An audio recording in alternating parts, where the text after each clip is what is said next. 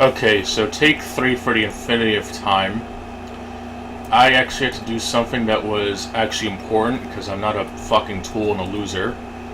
And yes, I'm actually playing this because I actually like this game. I don't like the sequels as much.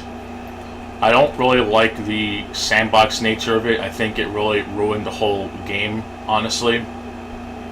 The stories are still excellent and they have some really cool characters and stuff, but I'm probably one of the few people on this fucking planet that really fucking hates Sly 2, and while I do feel Sly 3 is a much better game for actually having real variety in its gameplay, the pirate chapter is still kind of shitty, so I don't care. It has been a while since I played them, but I know that when I did play them, I was like, fucking Sly 2 was mad annoying, and despite Sly 3 having some pretty decent variety, and actually having a pretty good story to boot, because these games actually do have a pretty decent narrative despite being basically platformers and stuff. It's, the pirate chapter in Sly 3 can fuck all kinds of off. I hated it. At that point, I just wanted the game to be over, because that was really fucking stupid. Like, all these people go on about how not everything needs to be a fucking open world sandbox, so I think Sly 2 and 3 are a fucking testament to that. I'd rather play the light Crash Bandicoot clone than to replay those any day of the week. And yes, I know the game is also on PS4 and PS5, but there's actually a good reason why I'm playing the PS4 version. It's actually because there's no rewind feature available, and I actually want to go for the game legit, quote-unquote, before I get my hands dirty with the PS5 version, so I can just kind of get through it. So I actually want to make this shit actually entertaining and not just having to rely on a fucking crutch. And plus, I want to try to beat it legit, since I actually have not done an actual whole playthrough of this in quite some time. So this should be fairly interesting.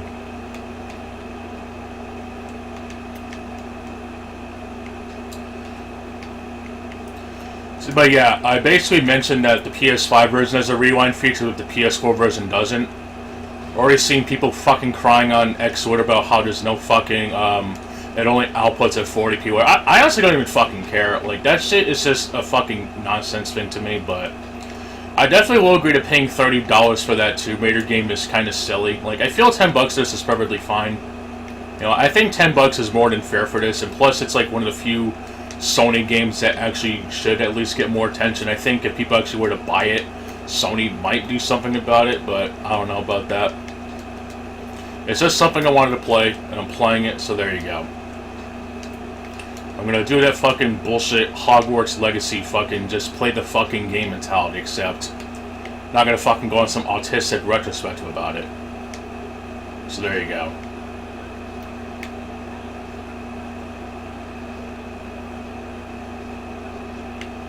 The demo for this game was actually kind of cool. It's actually how I got into this, actually. I think it was this level. Oh, fuck. It was actually this level. Damn it. Fucking stupid analog stick. It was this level, and I think the one with the barrel and the globe dart guns is pretty alright.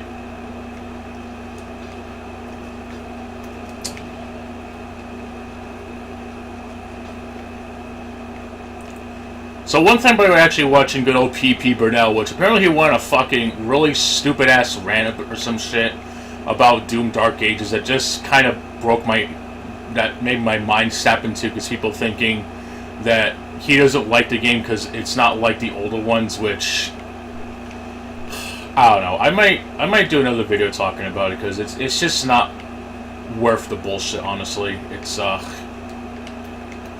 I can't just leave it at that note and just call it a day. Like, I gotta fucking, as the cool kids say, rip and tear until it's done, so I might entertain it, maybe, but I'm not gonna go on much more than that, but only because freaking DSP had something to say about it, and his excuses is just really, really, really fucking silly. It's, I don't know. It does kind of suck to the person who did make the original 2, which is where I saw it from, by the way. I saw that someone mentioned DSP ranting about it, and I tried to find a video on it, but I only found one person talking about it. and watched a bit of the reaction. He just comes off as like, what the fuck?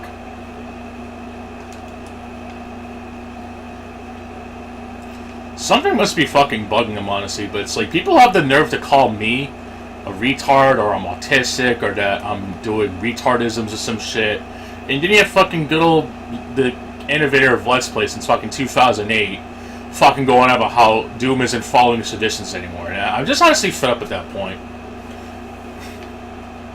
Like, I know he's gonna get a bunch of traffic, like, when he complained about the fucking, lightning in Tears of the Kingdom, but this is honestly, a personal pet peeve of mine, because I'm not fucking having this lying down, honestly. I give no fucks about that, but it's just... I have to put my 2 cents on it, but I'll save it for later.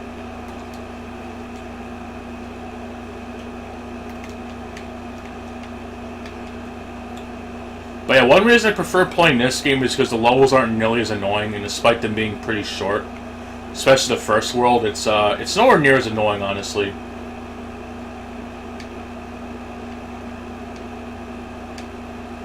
So in that case, I don't really mind too much.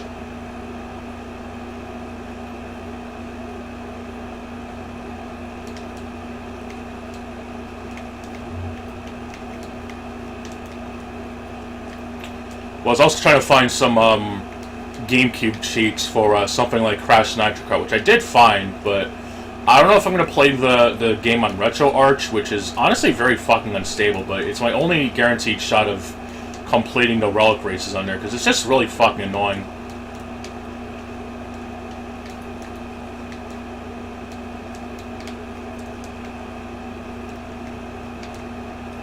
Like, I actually want to be able to play the fucking game on the real thing and have it be an option for local play if possible.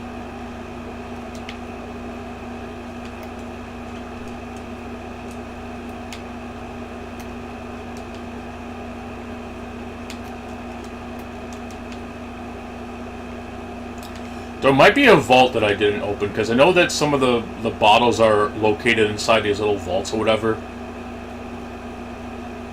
But before we went on a little ramble there, I did learn from watching good old DSP play this game, which I don't think I did that bad of a job playing this game, but there were definitely some really suspect moments that were just fucking legendary. Especially in World 2, which I'm sure I'll be able to get there if I get there in time.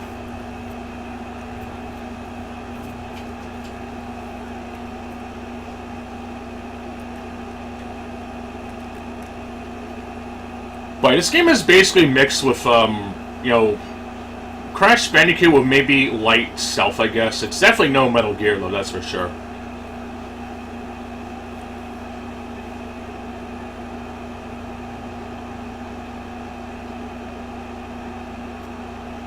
Oh yeah, and also I did check the trophy list, and they actually expanded it from the slide collection, so there's actually a lot more sync trophies. One of which I think is currently bugged right now, and I was thankfully to did it as soon as I discovered it. I'm not going to mention it. And they also have trophies for getting 10 of the Master Sprint things, which I'm probably not going to do, so one less platinum for me, but I honestly do not care. I don't even think doing them is worth it, but at least it's not like in Crash where you have to do it to get the one good ending, so fuck it. I never did them, and I'm probably not even going to bother with it. I just think it kind of adds false artificial replay value in my opinion, and plus they're actually kind of really annoying too.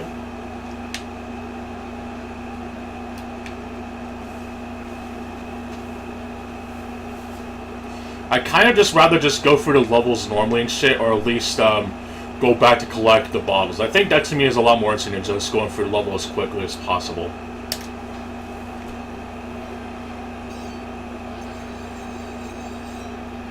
I definitely will admit I'm kind of fussy on what games I prefer to have that kind of thing. But I don't think it really works for games like this where you basically go for it in one shot or else you're fucked. I don't know.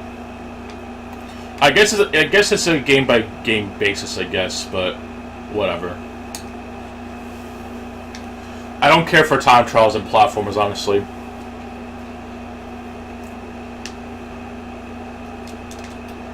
As to quote Mr. Sparrow, it ain't that serious.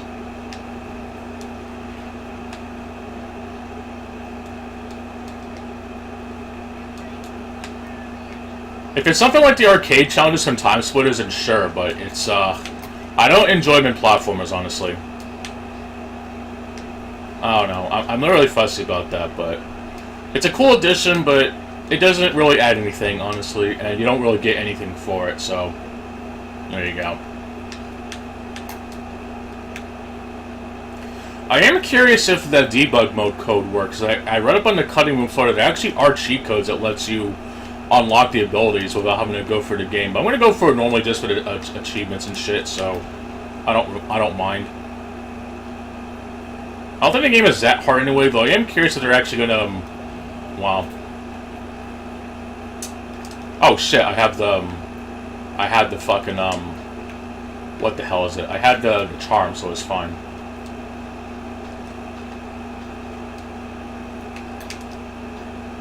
I was like, wait a minute. But it is another cool thing I like about this game, honestly. I really love the charm of this game. It's like every enemy has like a unique little taunt, I guess, when they hit you, whatever, and it just really oozes with life, honestly. Or even what I noticed recently was going for the parasol, which I died like 3 times, and I'm like, wow, just don't go near the fucking cop cars. You actually have to redo this shit if you die, which was a little annoying, but it wasn't really that bad. It's only like maybe like a 30-second run back at worst. But definitely the one thing that does annoy me is that you cannot skip the initial codec calls, or whatever they're called in this game, the Banaki-com. I think that's what it is. But I guess to be fair, just so that people like DSP can't complain that the game didn't tell them anything. I know the general consensus of complaints of this game is that the minigames are kind of fucking tacked on, but it's whatever. I know the racing was probably the most annoying, but to be fair, you only have to do it twice, and the other ones are at least more action-packed. So, it's, I know DSP had a hell of a time with that, and that's probably the more, interesting parts of that playthrough is when he was raging at the fucking minigames. What the fuck, Insomniac? Why'd you hire your college kids to fucking make these games? I want to play Sly Cooper, not this fucking arcade shit. What the fuck? So funny.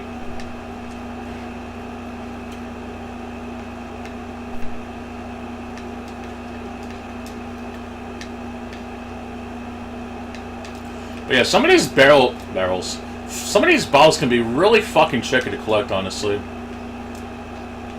But I don't mind it, honestly. I really do like this game.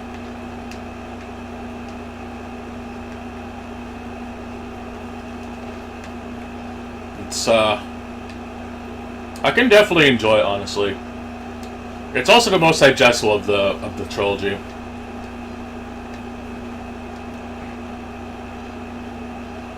I got around to playing Slide 4 because of this now, I guess. I can ride the algae rhythm.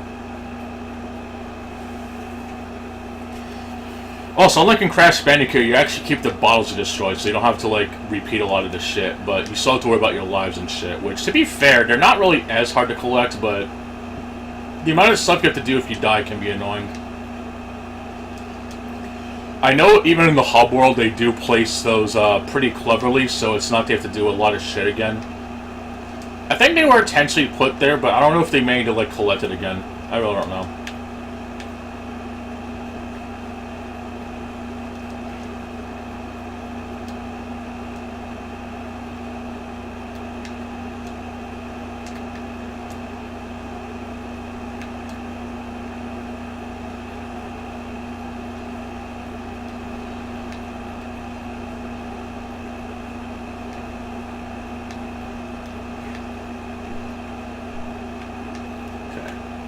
And yeah, also if you have the golden charmer and collect 100 coins, you actually do get extra life. So actually having extra lives, actually having the gold charm does help with that, since you definitely want to have lives in case you die or something.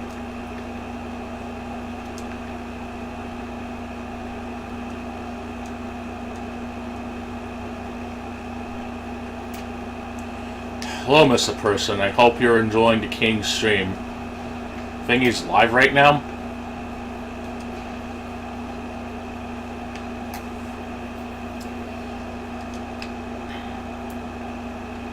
Also, apologies for starting a little late. I had something to do, so. gonna have to make sure I move that bit from the archivist because it's not exactly great content. Just watching a stream starting soon message while there's no noise.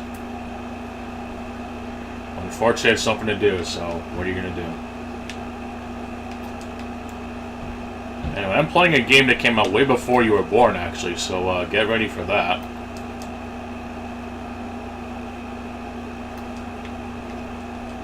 There's this really weird white flash that I think it's supposed to be the camera, I think, but I think Sony kind of screwed up on the effects of it, I think, because it's supposed to give you a checkpoint, you know, the thing where you respawn from there, but I think they kind of messed it up, I think.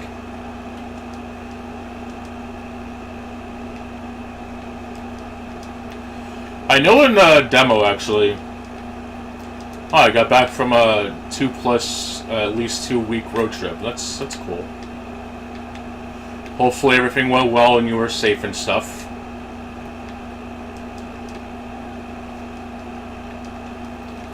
Anyway, I'm going to continue my little story. This game is quite old, but it's still a goodie, and I actually do really like this game. And, oh yeah, I know what I was talking about, excuse me. In the demo, they actually had this girl, I guess, taking a picture of you, I guess, which seems kind of weird. So I guess they changed it to a little device that shows the Sly Cooper logo or something, which is interesting.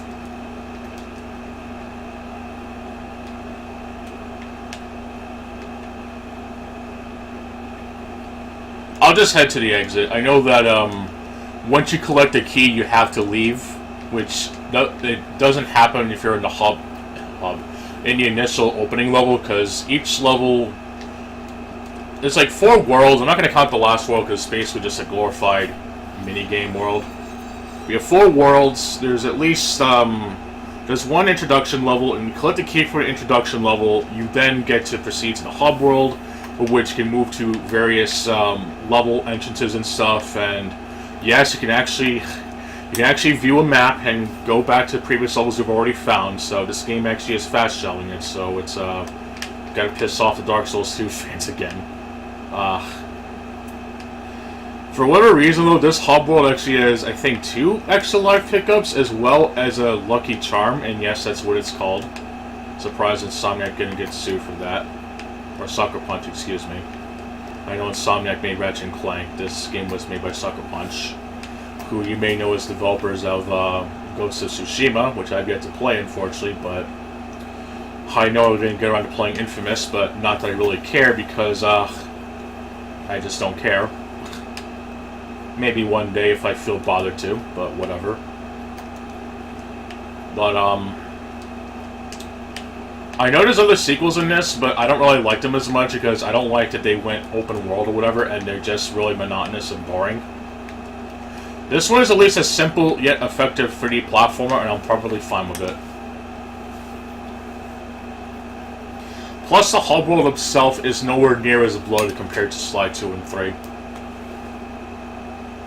I know someone's getting really pissed off at that, but I really don't care.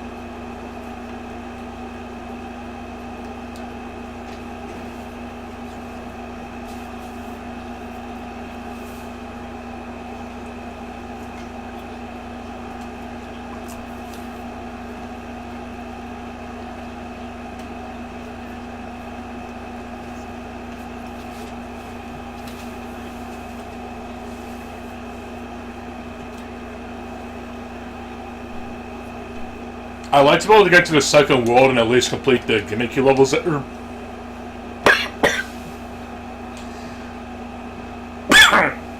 Before I move on to Black Ops 3, which, yes, I am playing it, because I have yet to reach max level on the PS4 version. And I like to be able to do that so I can be done with that game for good.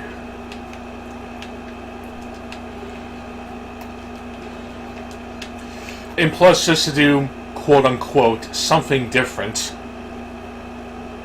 Even though it really is just the same old shit, but I'll digress.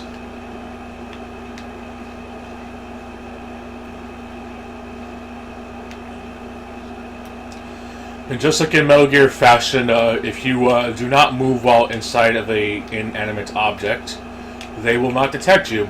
Though, if you do get spotted, they will basically kill you. They are basically designed to have a homing shot attack that is guaranteed to kill you, and you have to be really lucky to not hit them.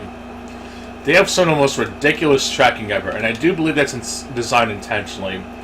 They're basically meant to be the enemies that are supposed to be on guard, and they actually do their job better than most Metal Gear guards, I'm not even kidding. You even hear a little whistle sound that basically denotes that, well, you're basically dead, so try again.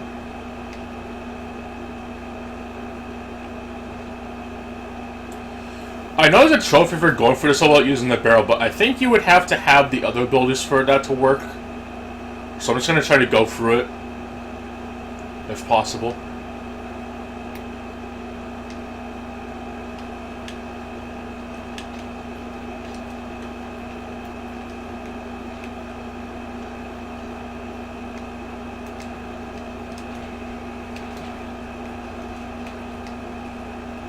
Yeah, and if you do have the charm, they do like a little dance, like, yeah, I got him. And I guess that's meant to be your opening, I guess. Which like I mentioned, it has a really nice charm to it, and it's also kind of cool. It's like, yeah, do my little victory dance. Yeah, I got him. It's a free gimme, I guess, if you want to call it that.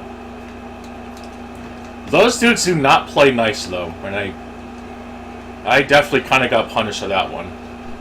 Big freaking yikes.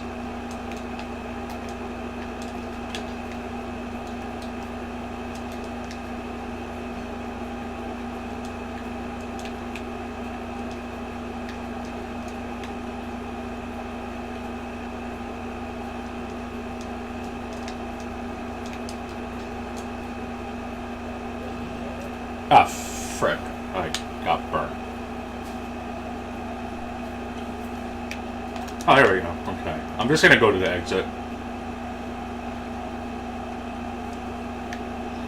I'm probably just gonna go to the level exit, honestly. I don't really know if I feel like going through all the other stuff, to be honest. I kind of rather just, like, go through the game as quickly as possible. Since I can backcheck anyway, so it's not really that big of a deal.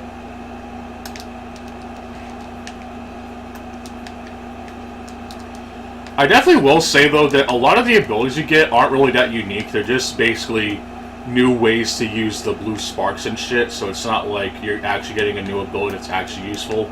They're just basically like, oh, you can slide on rails, or you can do this, or you can do that. Like, I think the only really unique ability is the one that lets you turn invisible. Even then, that one's not very good. Even when you get the upgrade that lets you walk while using it, is really not that good. It's extremely situational for a game that's all about the stealth and stuff.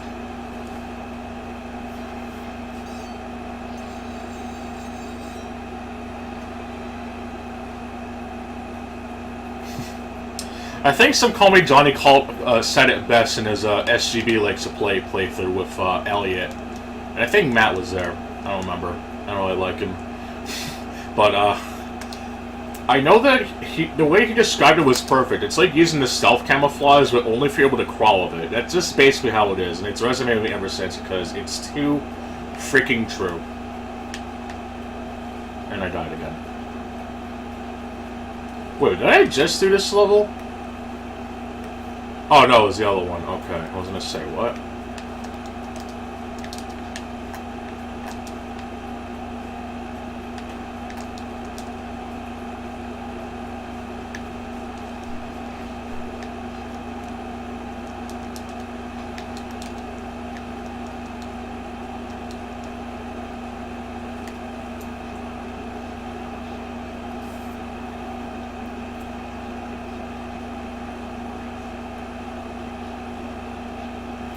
Wheel torque.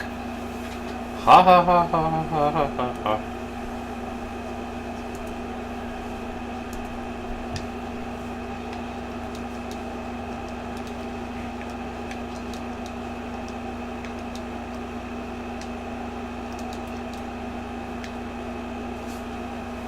At least the game hasn't crashed or anything, which is good. The game is actually extremely generous with its autosave, so I can't really complain for the most part.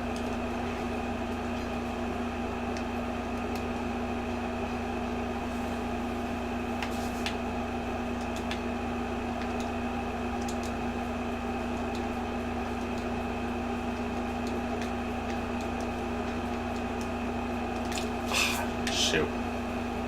I don't know why it did that. Whoops.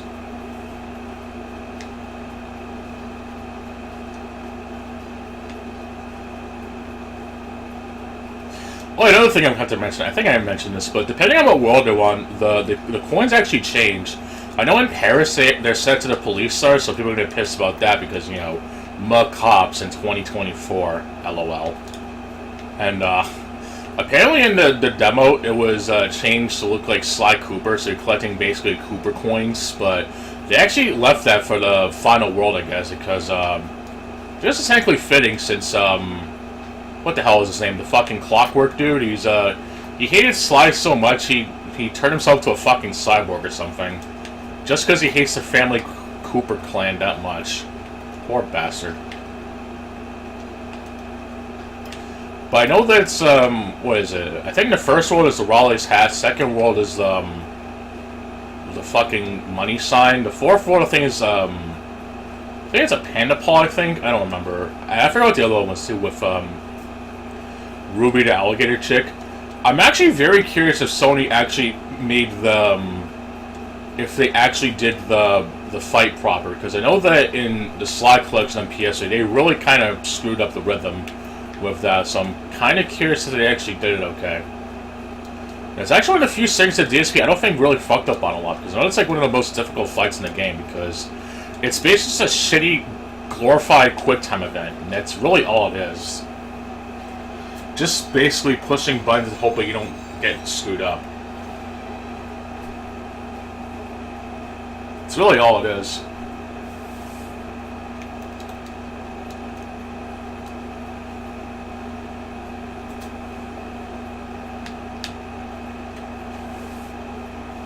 But speaking of poorly design, I kept seeing on the XCOM that people are once again bitching about Mario 64 and fucking Sonic Adventure, and I'm honestly fucking sick of it. It's probably some person who has influenced other people into having a fucking conversation about what game aged worse. It's just fucking annoying, dude. Both games are fine. I mean, if we want to talk about which one is more annoying 100%, sure, but I don't think they're both really bad games. But somehow, someday, they gotta bring up this fucking discourse at least once a month, and it's fucking retarded. It's like, what the hell? Like, just play which one you think is best and just shut the fuck up. I mean, hell, if I felt like playing it right now, I would. I wouldn't have any qualms about it. I think even Synthetic Man, of all people, actually made a fairly decent review of Sonic Adventure 1, where him basically saying that playing as Sonic from start to finish is pretty much the most, you know, a much more proper way of playing the game compared to playing as the other characters or whatever. He actually made a pretty good positive review about that game. And honestly, I have to agree, you know, even if you're just playing as Sonic, you're basically getting a decent package from start to finish. I mean, yeah, the story is whatever, but, you know, it's mainly the gameplay that holds up, but at least with Sonic Adventure 1, you know, yeah, the game on Dreamcast was over, but, you know, at least it kept it consistent, I guess, compared to, what was in Adventure 2, we basically play as, like, 2 characters or whatever, but I think both games are perfectly playable, assuming you're not going 100%. That should be the bigger question, honestly, not just whether they're both aged like milk, whatever.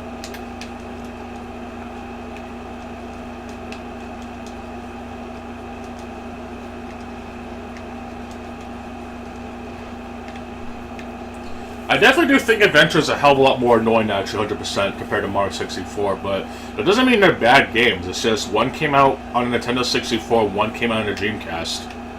So I really don't fucking care.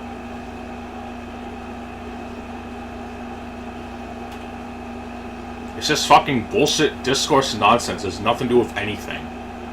People are just trying to rile each other up for like 15 minutes of fame. It's fucking bullshit.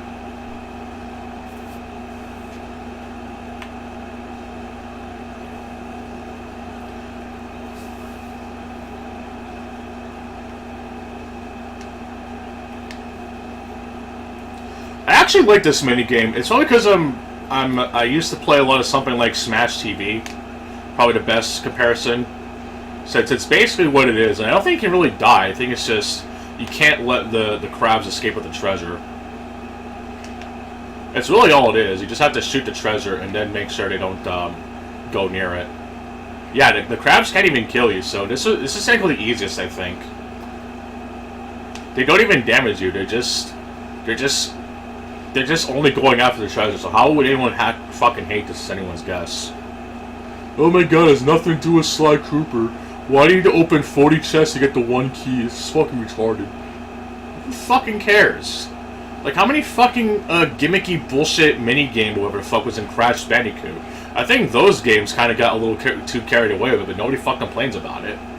Just shut up and play the fucking game, dude. Like, holy shit.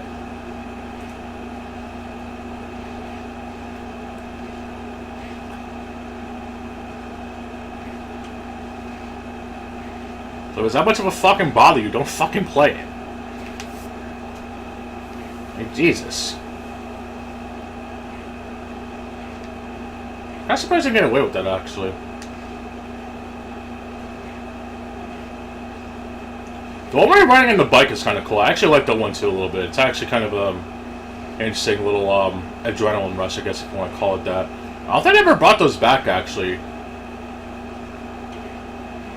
But at least like, give credit, I guess. They actually try to intertwine the gimmicky characters into the main mix, but I don't think these are the complete game kills that people think that they are. I think people just fucking, you know, mad terrible at the game and think that their word is law, which is fucking retarded.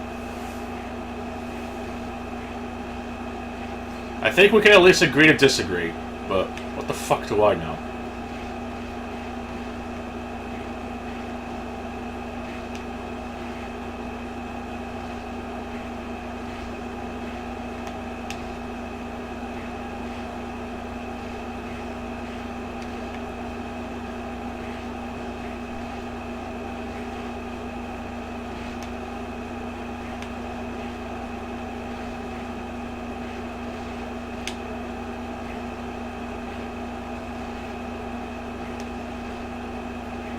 Also, I was playing Shakedown Hawaii yesterday, so I kind of already have a knack for these twin stick shooters, or what the hell you want to call them. So I can't really say I'm really struggling per se.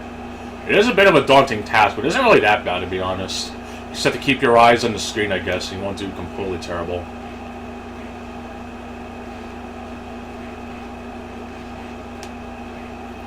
At least the game has a fixed camera angle too, so it's not like you're gonna see a crab just walk away without any reason to.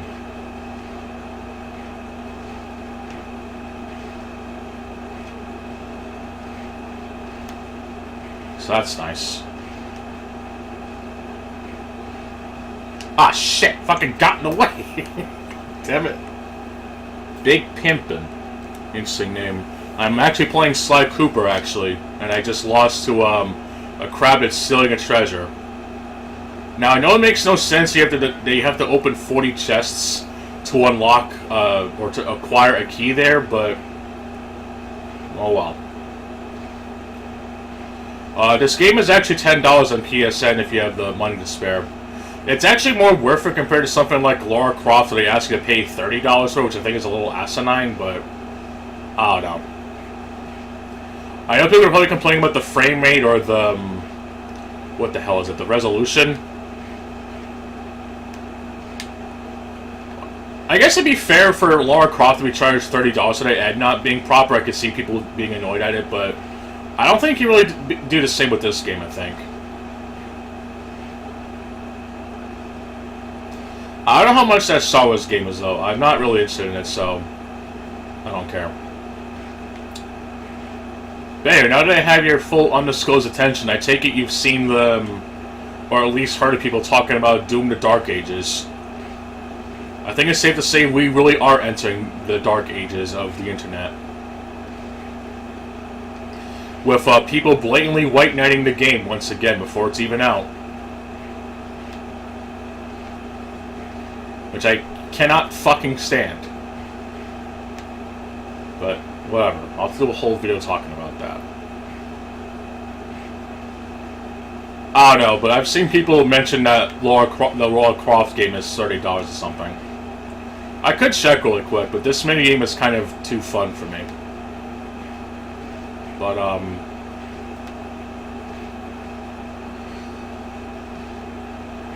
But yeah, I'm honestly enjoying this. It's, I haven't played this in a while, so there might be a little, mess-ups here and there, but, I'll probably do better than DSP, which I know when he played this, I don't think he did that bad of a job, if I'm going to be honest. But I know, speaking of Doom, actually, apparently someone clipped him mentioning how Doom the Dark Ages is straying away from the series' traditional roots, which, if you know me, I think that is completely asinine of a take even for him, and I don't ever want people mention how I have shitty takes of modern Doom. Well, I just want the fucking gameplay to be good. Hell, I'm actually even hoping that Doom Dark Ages at least actually improves on the combat and not make the level design fucking AIDS. But I highly doubt it. Someone actually tried to pull... I think I mentioned this on the Discord. That I was basically... Basically, they use the term retardism because I'm basically yapping about a game I'm not going to play, even though I have perfectly good reason not to. Kind of like with Elden Ring, but it is what it is. And I can understand some people being excited for it, but it's just like, it's not my fault that I look at things in a different light or whatever. I didn't like 2016, I hated Eternal. I can only hope that Doom the Dark Ages actually improves on from Eternal, whatever. That's probably the nicest I'm going to get, but I don't want people to think that I'm being on the level of DSP where I'm just hating because it's not exactly like the older games. We'll actually fucking explain how and why compared to just him saying that Doom has basically lost their way or some shit. Yeah, it's probably a better attitude to have on, so they can just stick up their ass, I guess. But it's I know DSP made a really shitty uptake on it, which the only reason I even saw it because I'm honestly trying not to go into the autism vortex. I know it sounds really fucking shitty. But it's, I know it's going to get really annoyed, but the fact that people are finding his rant about it, or I guess when you watch the showcase, and people think, wow, and people think I'm the one that has really shitty takes, this takes the fucking cake.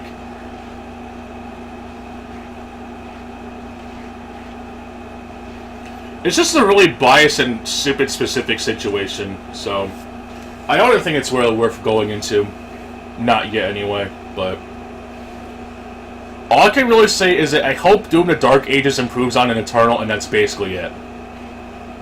Which, ironically, the only game I'm actually really looking forward to, and you might have to honestly forgive me for this, is actually Perfect Dark. And yes, I know they ruined Joanna Dark's character, whatever. Yes, they made her look like a fucking man for some reason, but... honestly, from the gameplay, I'm honestly kind of intrigued, but that doesn't mean I'm saying the game's going to be good. I'm saying the game might be intriguing. With it, I saw a comment on it, and it basically has parkour like Mirror's Edge and Deus Ex-like gameplay, so if they actually make the gameplay really good, hey, I might actually play it. Now, that doesn't exactly sound like me going all fanboyism, now does it? I'm just saying that the game actually looks interesting, you know, it's, and it is based on an IP that they somehow can't fuck up. I mean, hell, I kind of enjoyed Perfect Dark Zero. Now, obviously it's not perfect, and obviously, yes, the Nintendo 64 game is much better, but there are some things I liked in Perfect Dark Zero, but whatever.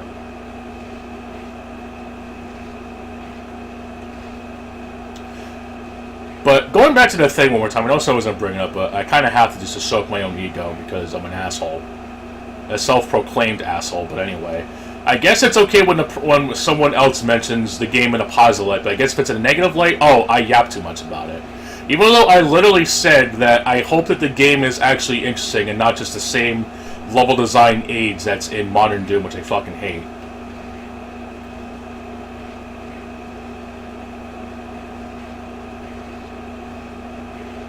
I don't know, it's, I just don't like linear-ass shooters, honestly. I think they're really monotonous, unless it's something like Maximum Action, for example. I know the game is on PC, I think, and I know the game is linear as shit, but there is so much fucking combat in there, and the game implores you to go fast and furious that you can't really get mad at a game like that for being all, you know, short and shit, because it's meant to be, like, you know, snappy, you know, meant to go all, you know, balls to the wall with its little old John Woo-inspired combat and stuff, so, fuck. I guess, I wasn't paying attention. I was trying to stop my finger while playing, and I guess it didn't work. But it's like, something like Maximum Action, I don't mind being linear because the levels are short, and the action is so high octane and shit, and the levels aren't exceedingly long that it's to the exception to the rule, I guess.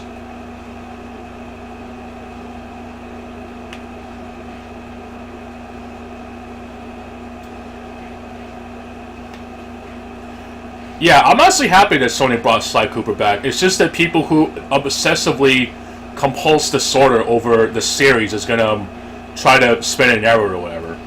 I mean, if it was Sly 2 or even 3, I honestly wouldn't even bother, because I quite frankly don't even like those games.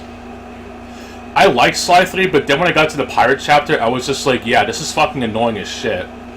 But it's like how I feel with Rift Apart on Steam or whatever. Yeah, it's kind of dumb that Sony lied about the SSD thing, but it's like, if people really want to buy the game on Steam without buying a PS5, go fucking buy it and just whatever. I fucking hated the game, but if it means that more people can play it, then fuck it. It's probably the best way to look at it, really. I personally wouldn't even bother playing Ratchet & Clank Rift Apart on Steam. I think the game fucking sucks, but it is nice that Sony's actually allowing the game to be on Steam. I kind of wish it was the other games, but hey, if it's if people actually want to buy it and they don't want to buy a PS5 for it, then you know what? Great, good for them. Oh yeah, Perfect Dark, my mistake. But it's I don't mean to sound like a consumer or anything. I was kind of worried that you would exile me because I mentioned that, honestly, but at least I'm willing to have an open mind, and I would love to be proven wrong, honestly, but it's not even, I don't think it's coming out for a while, honestly, and the fact that we actually had gameplay of it, at least it's better than most presentations, but it's that's just how I feel personally. But hey, if the game turns out to suck, then I guess I can join on you and you can rag on me for actually trying to believe the game was going to be good. Or of course, you just sail the 7 seas, but that's for another day.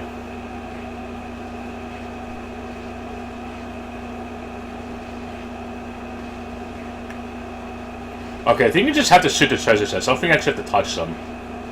Wow, I'm feeling even more harder than DSP. I think even would have been done at this point.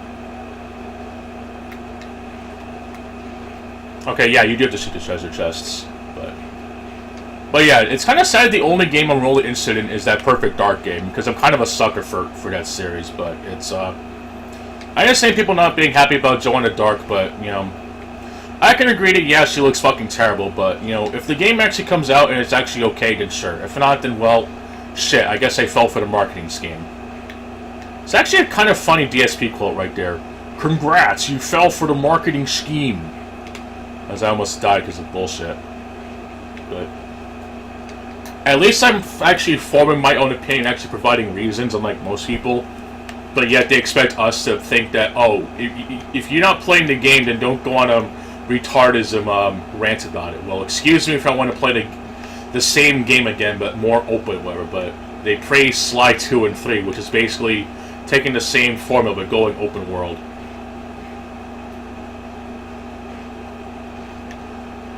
I mean, I guess I could, but it's like, you can't even pre-order the game yet. So that's also another thing. Like they actually have Metal Gear Solid Delta on there, but honestly, I think that remake is even more pointless. But I don't know. Considering that we just got the Volume 1 collection that has Metal Gear Solid 3, and especially it being on PC, I think that's even more of a pointless remake. But I could save that rant for another day. And it is also true of Game Pass, so we didn't necessarily think of that. But we'll just have to see what happens, honestly. There's a lot more bullshit in life going on right now. Gotta finish Rage 2. I mean, Nioh 2, Rom's Fury. I actually don't want to play Rage 2, actually. I'm actually more interested in playing Rage 2 than fucking Doom Dark Ages. I'm not even kidding. There we go, I finally got it. It'll no doubt be on Game Pass, but you can't even reserve it right now. There's not even a store page on the Xbox store, so who knows if it's actually going to get there or not. Not to sound like a low-tier god, we'll just have to wait and see what happens. Or, no, wait, what does they say? If it comes out, it comes out. If not, or whatever. I don't know. It's, I'm trying not to sound like a complete asshole, but people think that because I say a couple negative things, it's, you know, I'm being pessimistic or whatever, which I'm truly not. I'm really trying not to be an asshole.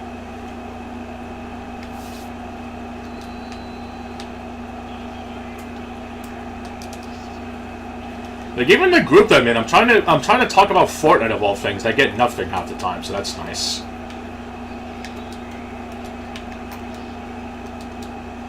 But I don't know.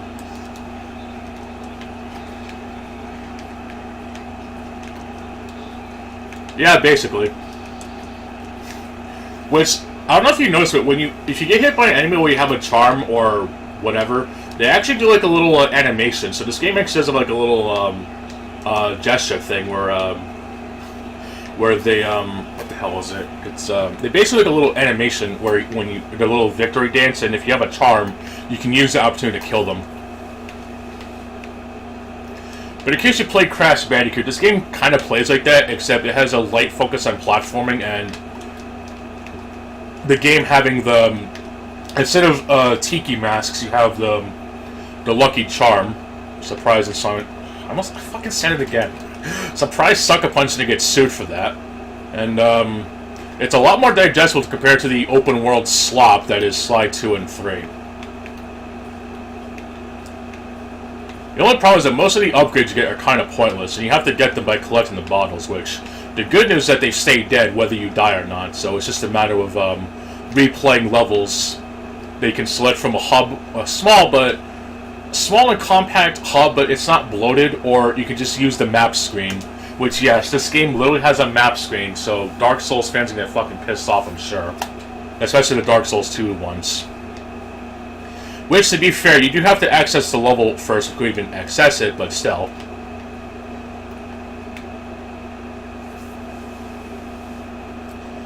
It's, oh, fuck. But I actually played the demo of this game back in the day. It was actually pretty alright.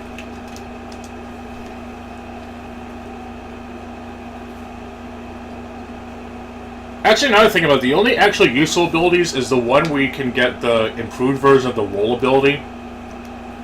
Ah, fuck. I almost died of that fucker. There's an upgrade for your roll ability, which basically lets you surround yourself with electricity, and I believe there's ones where you can basically see bottles and stuff. Yeah, you get a rolling attack for that. Yeah, rolling attack. You get a thunder attack for that, and it basically acts as a, it basically gives you surround yourself in electricity. So I guess it's basically Blanca from Street Fighter now. Although I can't do it midair, and I got fucking shot. Which, to be fair, also like in Crash Bandicoot, you can kill things in one hit, but you can also die in one hit. Though you can collect lucky charms to avoid taking a hit. The squids with the searchlights are basically the elite enemies, and that if you get spotted by them, they basically get you with a homing attack that's basically meant to signify that you're dead, especially with the whistle blowing sound. And they have some of the most ridiculous tracking, though I do believe that's intentional, considering that they're meant to punish you for getting in their cone of sight or flashlight or whatever.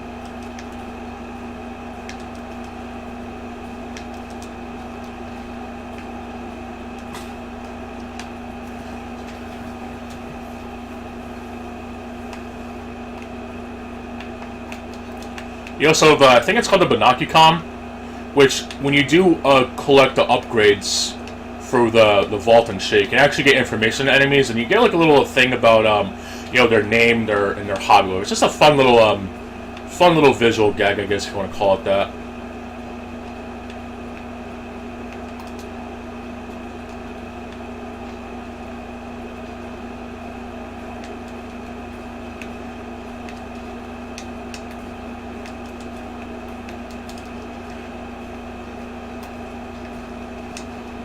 Yeah, I think a lot of enemies in this game are basically seals, I think, and crabs. But, well, thankfully, in the later worlds, you do get to fight other enemies. This is basically the first world of many. Oh god, even Bentley said it, jumping the gun. That really shitty gag I use in so many videos where I play the music from Sonic Adventure 2. Which people are, once again, fucking going on stupid tirades about whether Mario 64 or Sonic Adventure have aged worse. It's so fucking stupid. I don't think they really age poorly in just playing them generally, but I do think that 100%ing Sonic Adventure is a lot worse. And probably even worse for Adventure 2. But I don't think both games are necessarily terrible if you're just playing them or whatever and just getting the most out of them, but I think going 100% in those games is some of the worst in the series.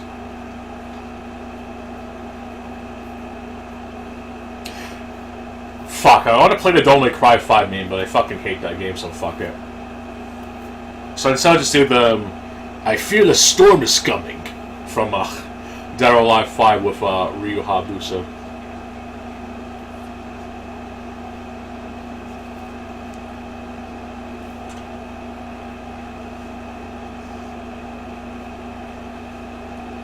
Yeah, Spyro's a fun time. I didn't play the games going up. I only played the demo discs of, or not even demo discs, excuse me. I only played the demos of 2 and 3, and that's because, Crash Bash and Crash Team Racing had a cheat code. We get to play the demo of, Spyro 2 and 3. And I think Tom Kenny was in one of them. And now I got Raleigh the Frog.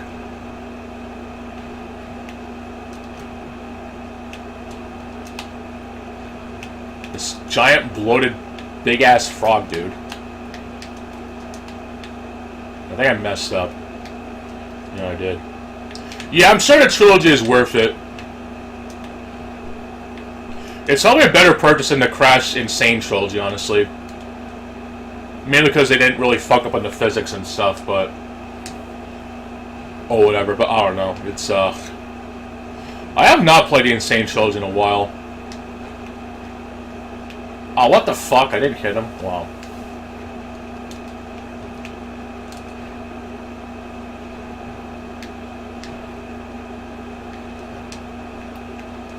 There we go.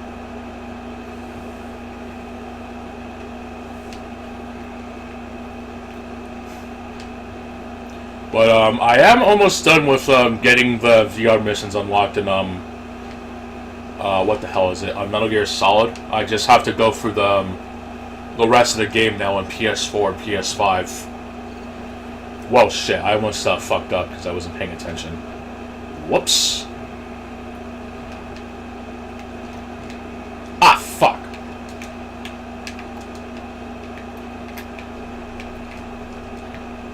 Wow, that was really shitty. Alright, let me try to focus for a minute. I think even DSP was caught off guard with one of his attacks, so... I guess I've caught the goutitis. Okay, I believe this is the one where he does his little rope move or whatever. Gotta play fuck, I fell for it. Are you kidding me? I think it's exactly what happened to him, except he had a shittier attitude about it. Come on!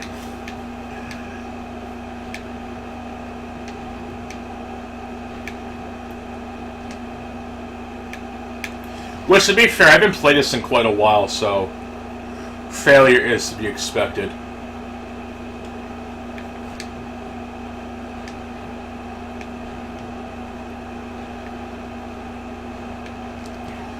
Also, much like I don't think Crash did this, but I know that when you damage a boss enough, their portraits on the bottom left actually change, and I think it's kind of a cool little feature.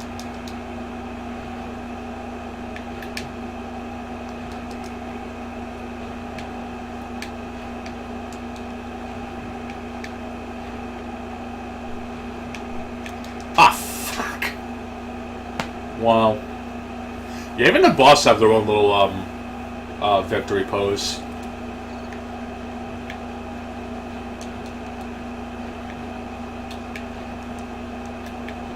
But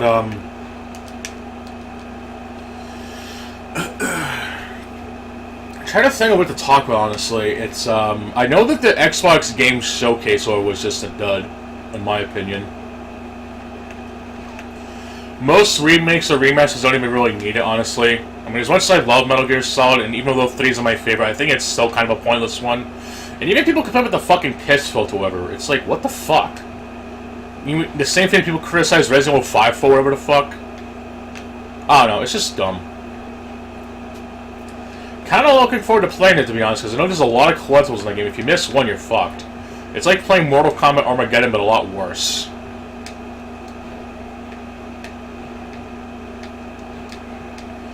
Especially since you can't change difficulty, so collecting stuff is kind of annoying. It's actually one of the few good things on Metal Gear Solid 2 that they improved on. Fuck! That's it for talking about good old Kojima-san.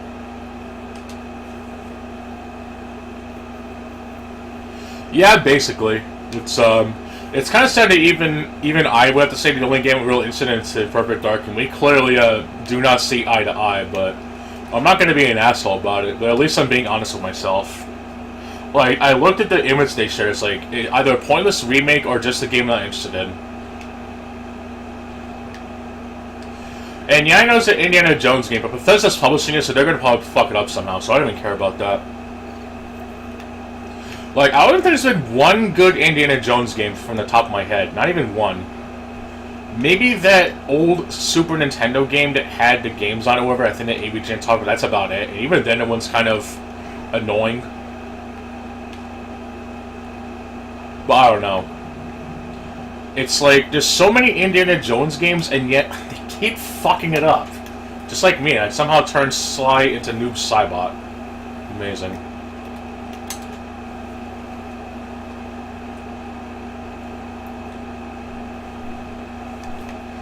Well, that's nice. Completely died to bullshit. I don't think the game took my life away from me, so that's, hysterical.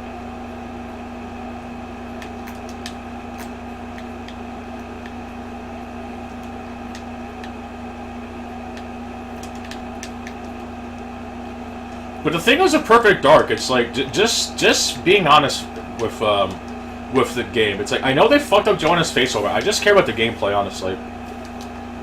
But I can understand why people aren't really interested in it, but that's just how I feel personally.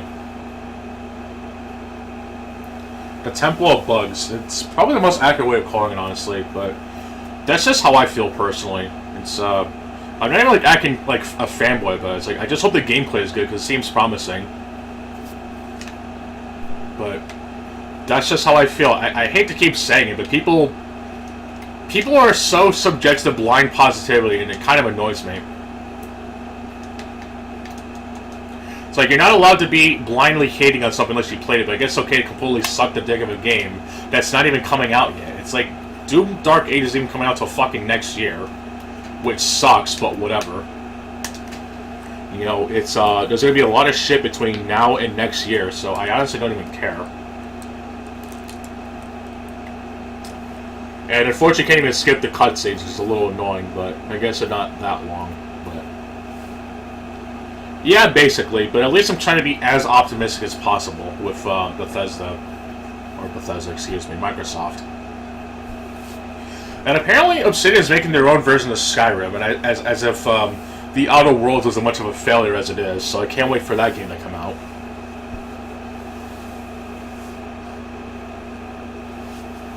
But that's just how I look at it personally. Maybe Perfect Dark will turn out to be the worst one of them all. It's just how I feel at when I saw it, because I was the only one I was remotely interested in. But I can see why people aren't really fond of it, but you know. At least it's better that I try to actually have an opinion and not just literally the same thing that everyone is saying, that the presentation was a 10 out of 10. Well, of course. It's, you can't really ask much more for it than that. Hell, the server that I'm in, I know that the owner isn't really fond of something like My Hero Academia, but fuck me for talking about, Doom the Dark Ages in a negative light, but not being an asshole about it. It's like, that's one of the reasons why I consider him a good friend, is that I know they're in the modern Doom and I'm not, but we can both respect each other about it. But it's not my fault if I'm not speaking the game in a constant praise or whatever. And I even said, I hope they actually do something interesting. Like, I even mentioned that I hope if they bring multiplayer back, apparently they're going to be bringing back, or not bringing back, excuse me. They're going to be having, they're letting you ride dragons or whatever, or some shit. I really hope that they have multiplayer. I really hope they add, like, a racing mode like Halo did or whatever, or that they don't make the riding segments like that really shitty on-rails level like Battlefield 3 did, which is fucking dumb. Because even though in Bad Company 1 you only got to ride the helicopter for one level, you still got to ride the damn thing. It's kind of like in Black Ops 3's campaign when you get to use the death machine for one level, the minigun, but it was honestly pretty alright. And it wasn't even the final level, too. It was kind of like a, you know, time to kick ass moment. But all this Doom talk, I guess, but yet it's bad when I have anything negative to say about it. And it's met with retardism. It's just bullshit.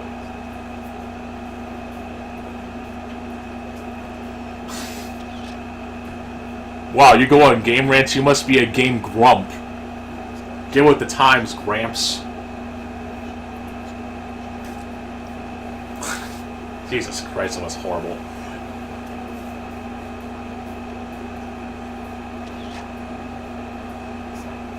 One thing I do want to mention, though, with this game is that if you're actually playing the Japanese version, you actually get different cutscenes for the opening and the ending. And unfortunately, you actually do not get to change the region to Japanese. You only get NTSC and PAL, which kind of sucks, but at least to give Sony or Sucker Punch credit, you actually can unlock the opening and ending cutscenes of the Japanese version. So I think that's the only cuts that are changed. They have a very drastic art style for some reason. I don't know why. Anyway, one really funny moment in Sly Cooper when DSP was playing it. There's no deserts in Utah. People clowned him in the comments for it. It was funny.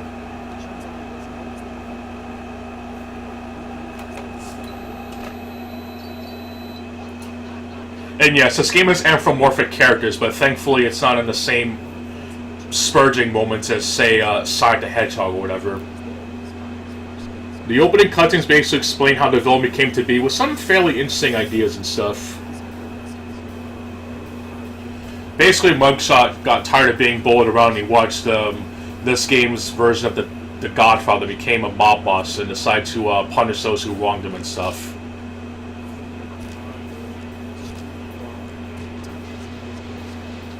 And Frog Dude, he basically became bored with life, so he became a villain.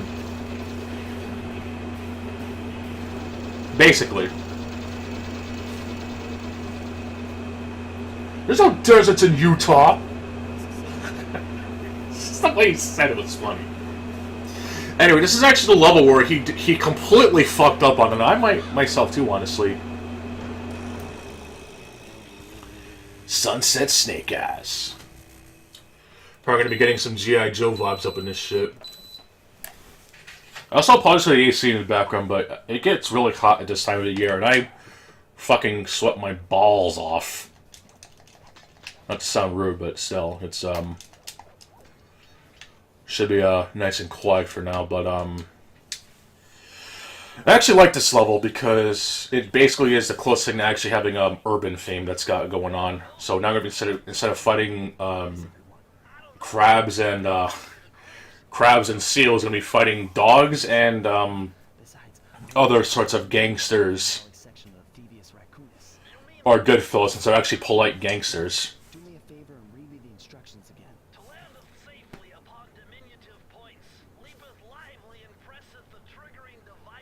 Even the guard dog is using that really hard nail to scratch his back. That actually looks like it would hurt. It is for comedic effect, though, but still. I don't think using a singular nail would be the most ideal back scratcher.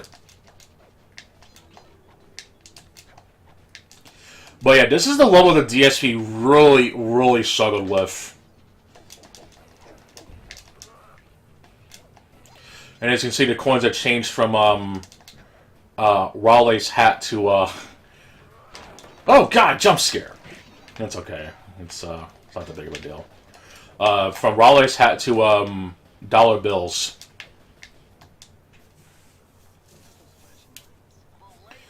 Unfortunately, the ability we got from Raleigh isn't really that good. It's basically situational and only really affects the levels in the later game. It's kind of silly if you think about it. You get a new ability, but you can't use it in the level that you beat the world on or whatever.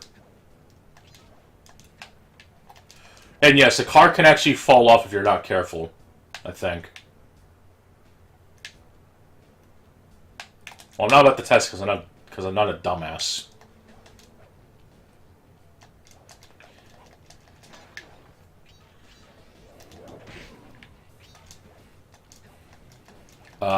What else I'm gonna say? Oh shit. But yeah, that thing with landing on those platforms, you don't see anything like that in the previous world, which would kind of make sense if there was like platforms you'd use there but you couldn't use them yet, but there's nothing like that. It's just abilities that you only use that are introduced in the later world and make you think that you have that ability. What? I didn't even touch it! No, but I believe it's after this moment, though. Oh shit, there was not one, but two. Holy shit.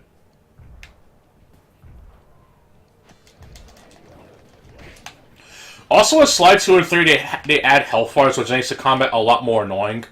Which I'm not a fan of. So yeah, the enemies are kind of copy and pasted, but at least it's not annoying.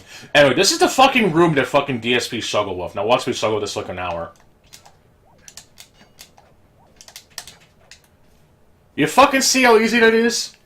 Now, I hate to pause the video, but I'm gonna go on YouTube. I wonder if the channel's still up, actually. This is an old-ass video on YouTube.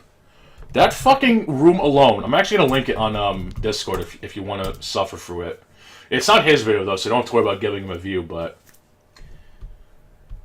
I think that took him, like, maybe 10 plus minutes to get through that shit. Bugged mechanics... I know that... Okay, the channel is still up. It's actually from a really old video channel. I don't think he uploads anymore. So, Magnu9991. He's actually done videos from his really old camcorder days with... I'll just list a couple from the videos. Let's see. Hitman Absolution, Heavy Rain, Vice City... The one we had to do we had to drive the bike in the ramp in that one mission. When he fought when he fought Sigma and Mega Man X2, which to be fair, that fight was bullshit, but whatever. Anyway, here we go. I'm gonna link this shit on Discord. It took him 5... Okay, I'm gonna be reasonable. 14 minutes to get through that shit. That fucking segment that I did with no problems somehow took him 14 fucking minutes. 14 motherfucking goddamn minutes to get through that shit. It is ridiculous. And yes, they all open up with the Animaniacs bit with a good idea and bad idea. They're not really editing intense, so you just get straight to the point, which is good. But I'm just gonna play for like a second. It says, okay, good idea. 6 seconds in. Grab one hook, you grab another hook. Fucking 12 seconds. And he struggles with that for like 15 fucking minutes. It's fucking golden.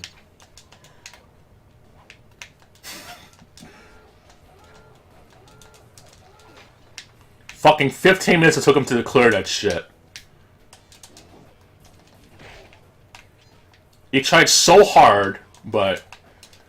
he failed so epically. It was actually really funny. But okay. I know somebody in society don't play of Sly Cooper, and I know there was a bit where he was complaining about the racing levels, which, to be fair, the racing minigame is probably the most annoying, but you only have to really do it twice. But it is still probably the most annoying. But he definitely complained his ass off about that too, which, I'll give him that. The racing levels aren't really that fun, but... it's whatever. I'm gonna see if I can go for those first, actually. At the dog check. Yeah, I'll do that one first. I'm gonna actually do a different game. Actually, isn't there another gimmick level? Oh, here we go. Murray's Big Gamble. I'll do those two. So I can actually enjoy myself for next time I play this. I'll do the PS5 version off stream since I can rewind it and I don't have to worry about dying a lot. And plus, I'd rather try to go for it legitimately compared to just using rewind like DSP does. Or if he were to, whatever.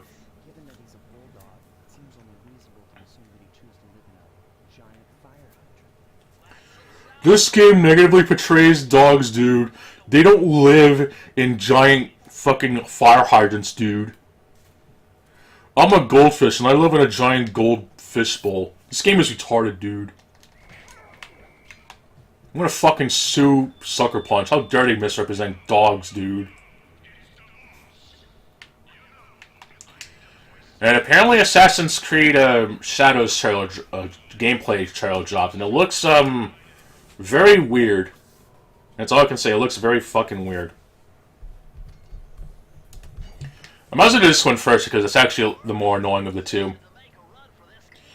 It's basically protect Ashley with a turret, which is fucking dumb.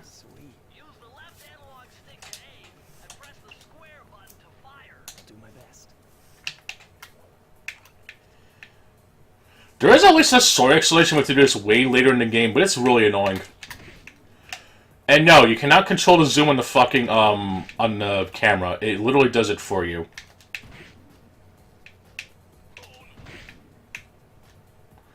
Though I guess to be fair, it's supposed to show when an enemy is nearby, but it is still a little annoying. I could see that really annoying somebody. And yes, you can accidentally shoot Murray, and you do lose a life. So it is important to not shoot him at all. And you can't even give him any. He has a fucking lucky charm, I think, but I don't know if him getting hit counts against you or something. I honestly don't even know.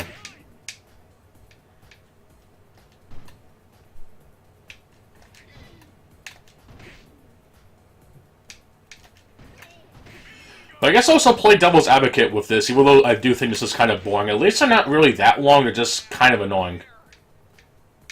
They're not the worst they're not the worst gimmicky level, and that's a little bit. That's a little trick and trap right there. It's they basically fool the thinking enemies there, and you shoot. It's like, oh shit, Murray's dead. So that's to be one of those you know, gotcha moments, as the Dark Souls fans like to say.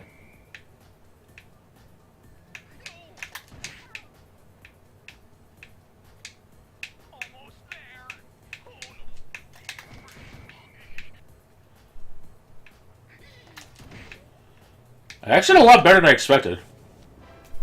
But remember, this is the thing that ruins the game as a whole.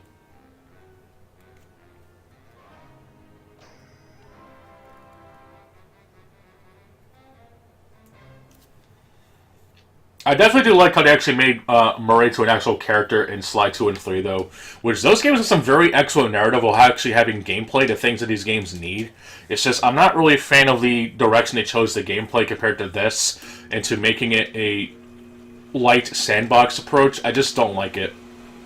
They also made the combat incredibly annoying, honestly. Like, yeah, the enemies in this game can be seen as annoying, although kind of copy and paste, but at least given it it's a Crash Bandicoot clone or whatever, they can go down as quickly as you can take them down, so it's balanced as things should be, I guess. That's also funny how people give games like Sly 2 the exception rule when it comes to games pointlessly having a pointless sandbox, yet they hate anything that has it. Like, I hate to say it, but even Gear 6 could do the sandboxing interesting. But I don't know. I don't even like the games. I think they're really fucking insanely boring. But hey, if they actually open world gameplay decently, then sure. But it's like, I don't know. I think games like Metal Gear Solid 5 taught us that not everything that's open world will automatically work.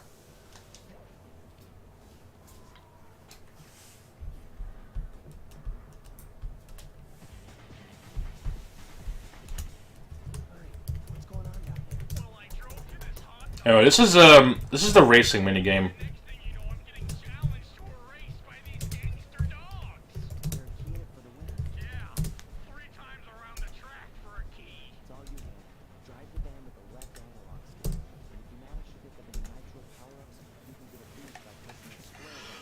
I read that this is supposed to be a low-key reference to RC Prime, except you don't get any of the missiles.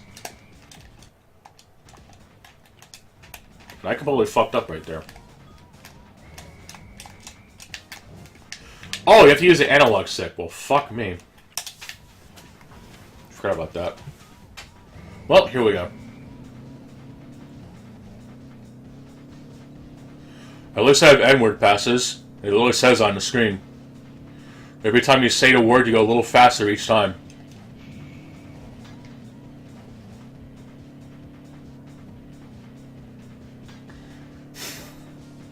Sounds like me mad at the joke. I don't fucking care.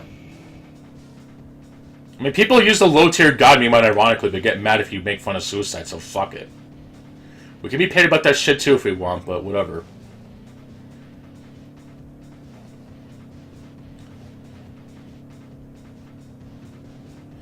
But in all seriousness, I'm not really a fan of the racing minigame either. I just don't really find it all that fun. It's actually really annoying. But hey, at least I don't have to do 3 laps compared to 5. Something that makes a lot of Mario Kart fans mad, because in Super Mario Kart you actually go through 5 laps instead of 3. So actually really the only Mario Kart game I actually like is actually fairly balanced. Compared to the later games, they literally just throw everything into the fucking kitchen sink. Which is just meant to be the point, but it's like... I don't know, it's I played Crash Team Racing, seems a hell of a lot more balanced compared to the later Mario Kart games, but I don't know.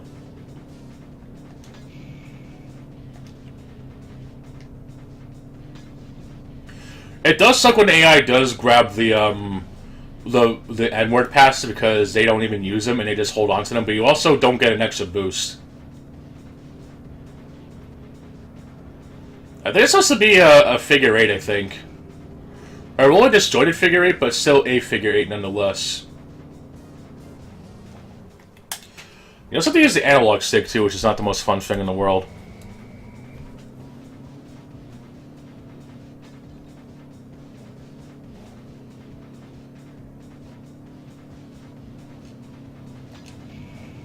Well, let's use them while you're airborne, so I think that's the more ideal way, because I think the AI kind of fucks up when they try to use a ramp, I think.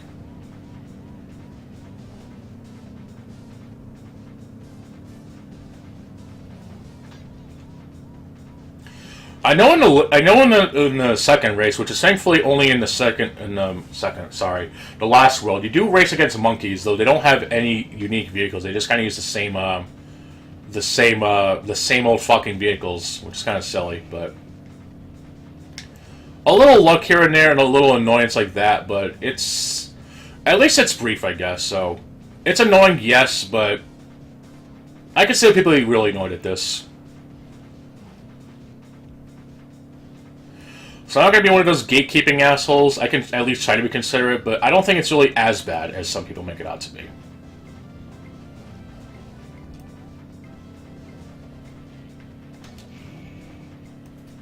Also, isn't Resident Evil 4 like mostly comprised of just escorting Ashley, and yet Dead Rising is basically that, but infinitely times more annoying? Made you think.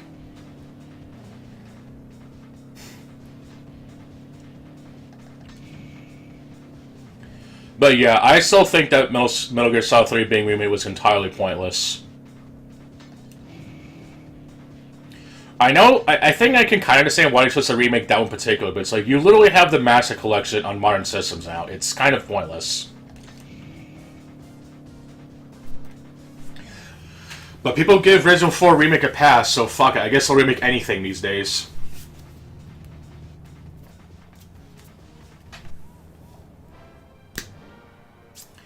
I guess it's better than getting a new Metal Gear game that's going to be shitty anyway, but it's still pointless at the end of the day.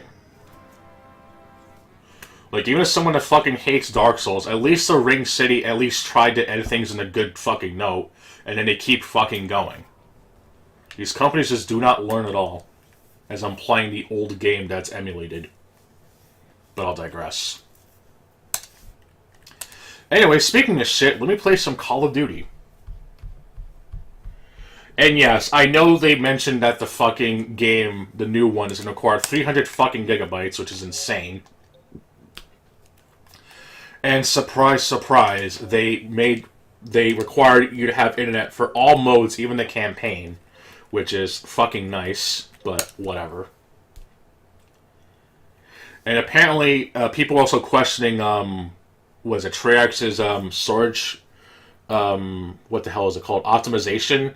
When Microsoft Flight Simulator only requires 150 gigabytes, but yet Black Ops 6 is going to require twice as much.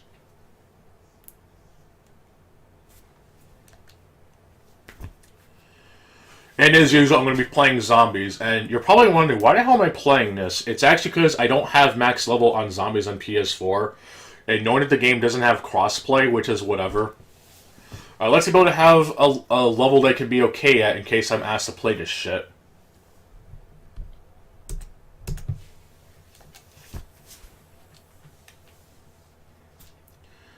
I actually kind of like Black Ops 3 though, but the monetization that Treyarch did with this game is insanely fucked.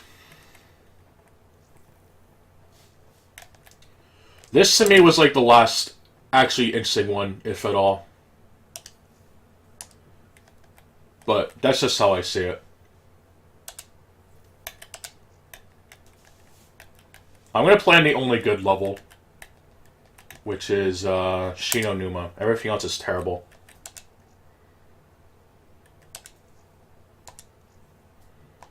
And I'm only at level 7, so this is going to fucking suck donkey nuts. Let me just configure my weapon kits, I guess.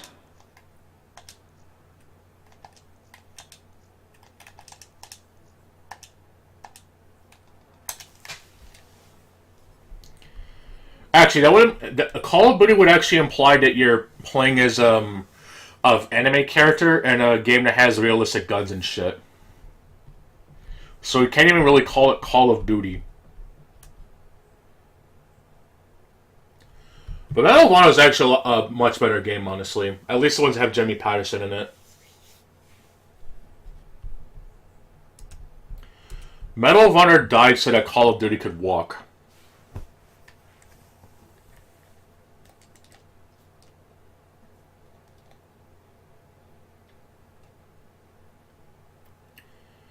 And even strangely enough, the original Medal of Honor kind of low-key had the same problem as GoldenEye, where it had a pretty decent one-player mode, but unless you had someone to play with, you couldn't even really play the two-player mode.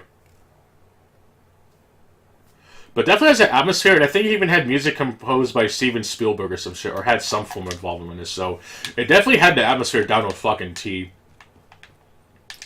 Even if it was limited to a PlayStation 1 console, which, wait a minute, the original Medal of Honor was a PlayStation exclusive? Ah! That would piss people off today.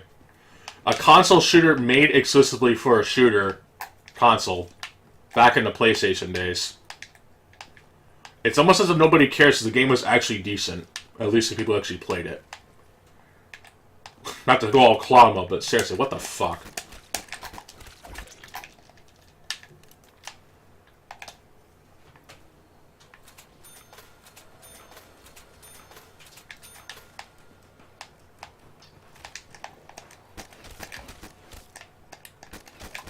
And the reason I'm playing this, though, is because it's the only one that actually has the box in the very first room, or whatever, and I find it to be the most effective way of just leveling up in general. I'm not really a fan of the level from Black Ops 1, and I actually really hate how they changed the lighting around, and just the presentation in general. It's like they removed all the swastikas and shit, and it just kind of feels very bland, honestly.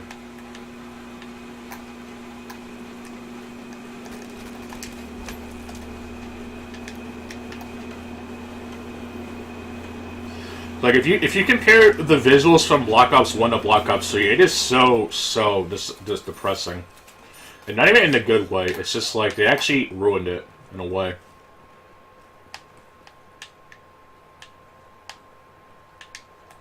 But I guess to be fair, this game at least kind of plays as, like, at least the Zombies at least tries to play like a traditional Call of Duty game. And yet there's not even a multiplayer that would like to do exactly that. Like, the game wants to go futuristic, and yet the Zombies mode is basically regressing back to the original days, and yet people rather have that than this shitty future shit. I don't even know anymore. It's like, let's make a Call of Duty where it's all space and shit, but yet everything is still on ground, like how people want it to be. Like, how fucking hard is it to just actually have a multiplayer mode where you have your space shit and then your actual on-ground shit? Like, you can't do, like, jetpack movements. It's really fucking weird. I mean, hell, even Halo at least has an option to turn off the shitty, armor bullets. People apparently hate those or whatever. So, why can't Call of Duty have something like that? I'll never know.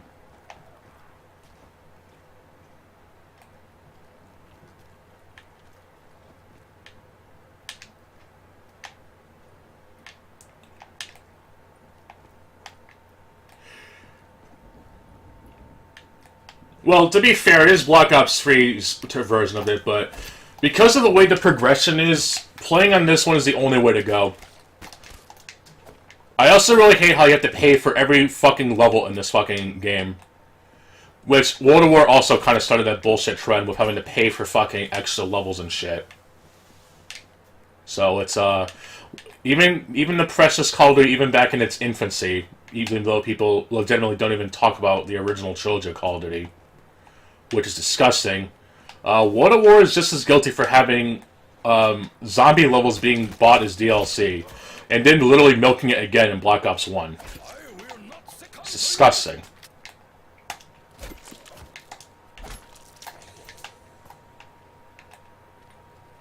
Yes, but that was back when they were milking it, but I know Call of Duty 4 had map packs, but I think it was just the one, and to be fair, you could play them in split screen, so I guess it was kind of worth it. But it is still something worth noting if people want to go on about how it was the perfect game or whatever. Not trying to downplay it, but it is important to be able to criticize these things in that manner.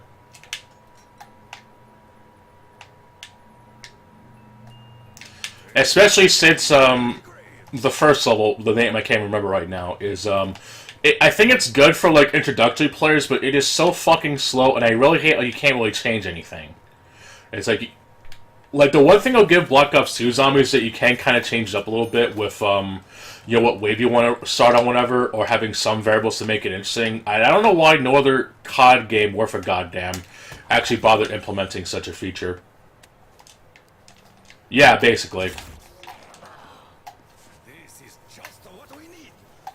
It's also annoying for Black Ops. It was also annoying in World at War since you only got the one level, and if you wanted others, you had to pay for them. I mean, I think it would make sense if you could, you know, reach a certain wave order and unlock them, but no, you had to just flat out pay for them. I know that map packs for multiplayer are tradition by that point, but especially for a mode like Zombies, it is kind of annoying.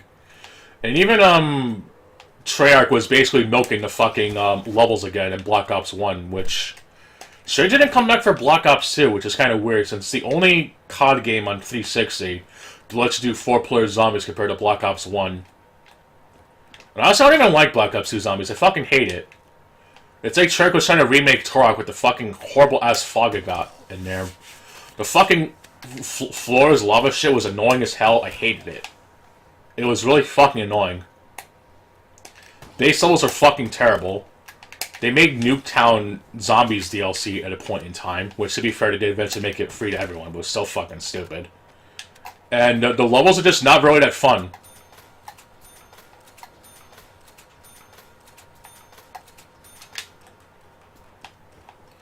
And then Black Ops 3 comes on and make you pay for every fucking level again.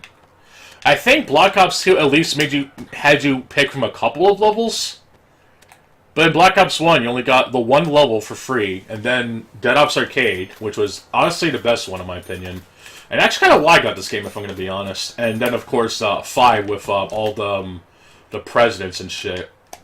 Or, what is it, Nixon, John F. Kennedy, the dude, and, of course, everyone's favorite Cuban guy. I forget his name. Gotta catch up my history, but still. It at least was interesting, but I didn't get the same feeling of Black Ops 2. I fucking hated it, and I don't have any nostalgia for that game. I just played it as like, wow, this is actually fucking garbage. Low visibility, fucking floors lava on that one small-ass level. Fucking annoying-ass ranking systems doesn't add anything to the game. It was just a fucking mess. Hated it. The only good things I'd go for is that you can change some of the settings around, and you can do split screen. That's about it. Everything else I didn't like. Hated it.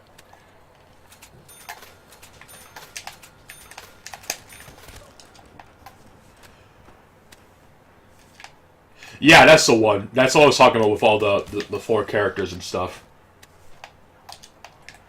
Yeah, that honestly was... They should have done a lot more of that, honestly.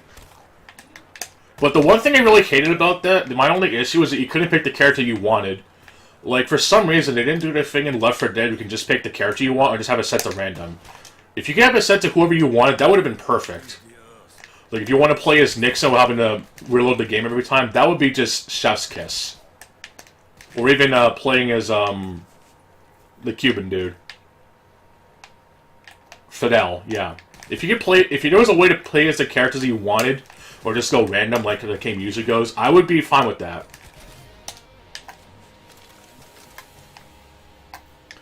But unfortunately, every fucking game since World at War, they... Actually, I don't think it was until World War II, actually, where you don't get to pick the character you want, and that's actually one of the few things I liked about World War II Zombies. You can actually pick the fucking character you want. But yet, something as basic as Left 4 Dead, letting you do a thing where you can pick a character, and you can't do it in the game that's actually okay. Fuck.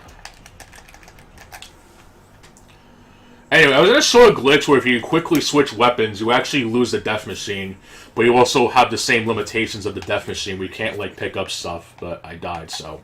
Whoops.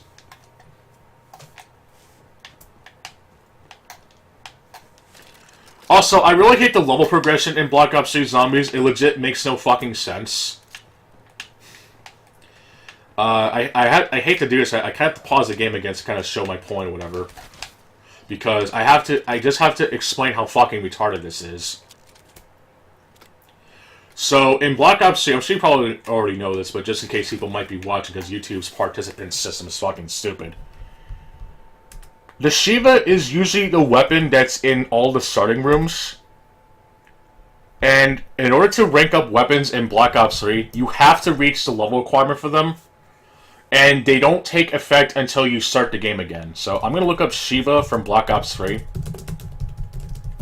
Me and my loud-ass fucking quick-ass typing.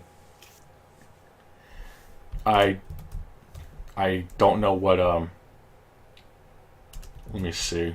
I'm gonna go into Call of Duty Wiki. I apologize for pausing gameplay, but I just have to explain how fucking retarded this is.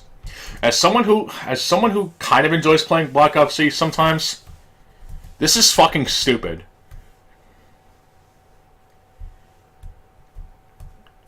Let me see. Or actually, I could look it up on actually, let's look it up next game because I don't feel like pausing gameplay. I don't want to be one of those people.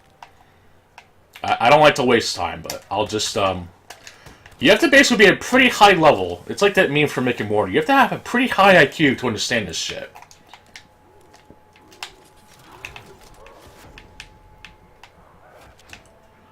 And perfect. I can actually show it off right now. So, it's like... Buying weapons off the wall is entirely pointless unless you have the level requirements to level them up in the first place. And I know the Shiva is one of those weapons that's in like every starting room in the Black Ops 3 game.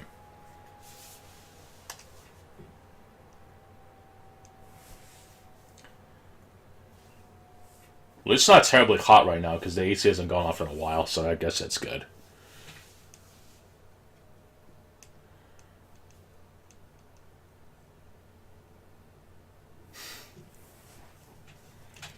Okay, so just to explain how dumb this is, first of all, when you reach the level requirement, for example, the VMP, you don't get to rank it up until you reach that moment and then start playing. Like, if you were to acquire the VMP as you leveled up, you wouldn't be able to level up to start the next game, so the instance there is just really stupid.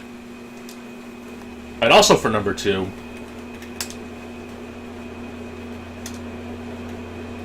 the Shiva, you don't get to start upgrading until level 20, and it's in the starting room of every fucking level.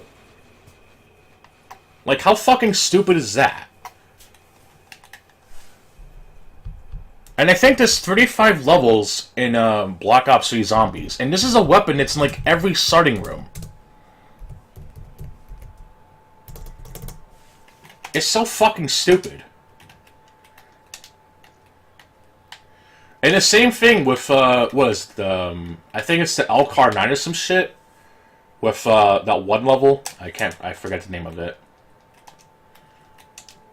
What the hell is it called? Wow, I have not played this in a while. Fucking Kino. In the lower room and shit. Fucking ridiculous-ass high requirements, and then you can start leveling them up. And they're in, like, the starting rooms of, like, every level. It's fucking stupid. It makes no fucking sense.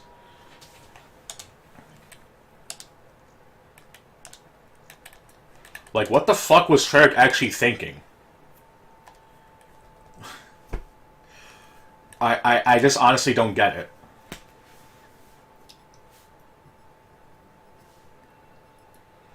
It's like you have a weapon that's readily available to you, in the start of every room, and yet you can't actually level it up until you get at least almost 2/3 into your zombie leveling career. Like, make fucking sense out of that. Fucking... It makes no fucking sense to me. Like, what logic is there for a weapon you can buy off the wall in the starting room, but you can't actually level it up until you get to level 20?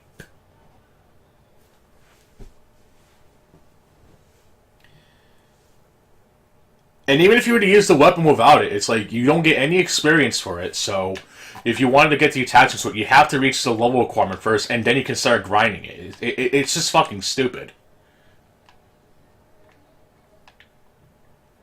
I mean, the RK5, I think, requires level 9, I think, but the fucking Shiva is fucking level 20. What the fuck?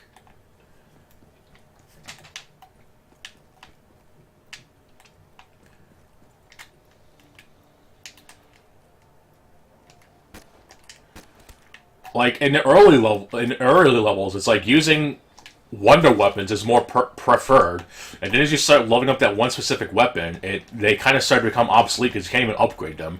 They always come with attachments that are for better or worse, and it's like, I know that the weapons you have to earn for the fucking shitty ass loot boxes, so it's like, what the fuck?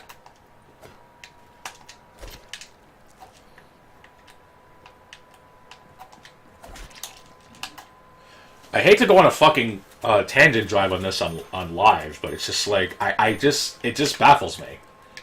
Like, I want an actual explanation as to why they do that.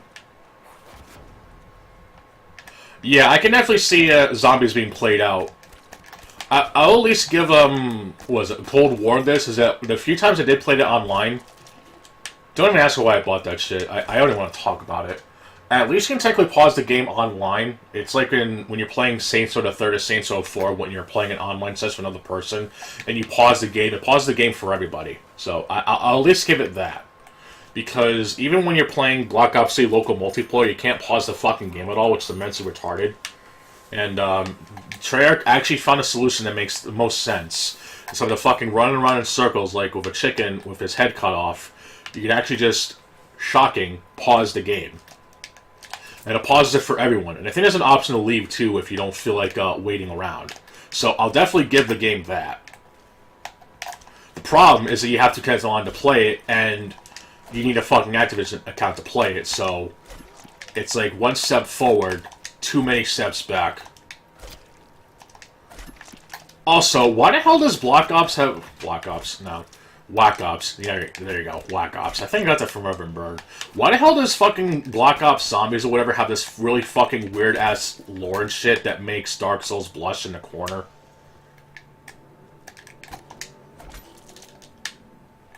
Like, I don't know why there's this attention to lore and detail and shit besides the opening cutscene and stuff. Like, I generally don't get it.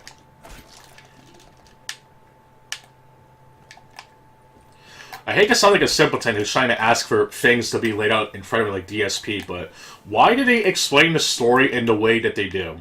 I kind of don't understand.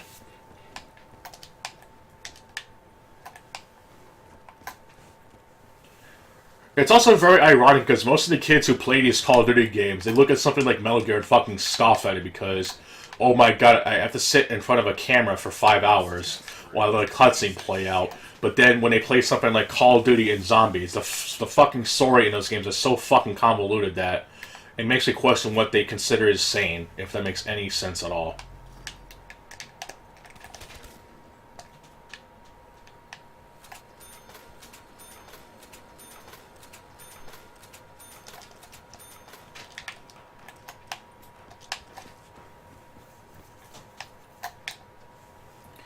Also, with the timeline shift, aren't they doing like multiverse shit or something? I mean, I know you can play as Captain Price in the later games, but I think it's just for cosmetic purposes and actually part of the story. But I don't know. It just seems very weird to me, honestly, how people can... The kids who play Call of Duty think that Zombies is the best shit ever with its weird-ass story, but anything outside of it is just a complete mindfuck to them.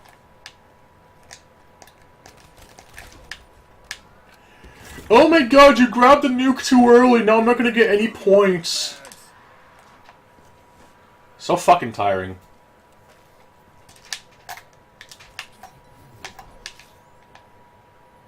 Well, maybe I'll give Killing Floor a shot when I start doing PC stuff. I know the game is basically this, but much more expanded, which is kind of sad, honestly, because I imagine they actually do like an actual single-player campaign with the actual amount of weapons you have. It actually make for some pretty good stuff.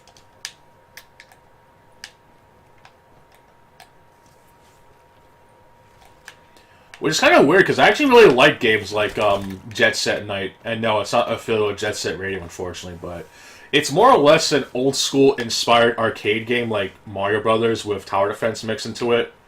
Which is how the developer describes it, but it's, I don't know, when it comes to playing a first-person shooter, I like to actually have more depth than just whatever Zahmbees has to offer. Yeah, don't worry, I have Killing Floor too, it's just... I know someone who had it, and we barely got to play it, and I know it's just basically this, but a lot more interesting, but I know that it's, I don't think there's like an actual campaign to it, I think, it's just... I could be wrong, and if I'm wrong on it, then correct me. But isn't the whole game just basically leveling up your character or something, or is there more to it than that? Time to kill.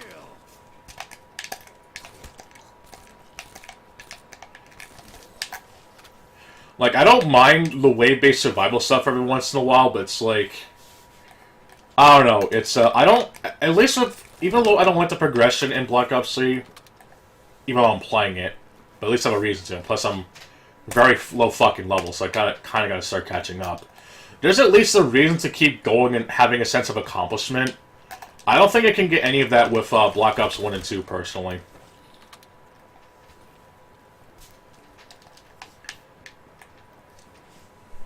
Like, even if I play something like Brink, at least there's like a level system that actually contributes to the game.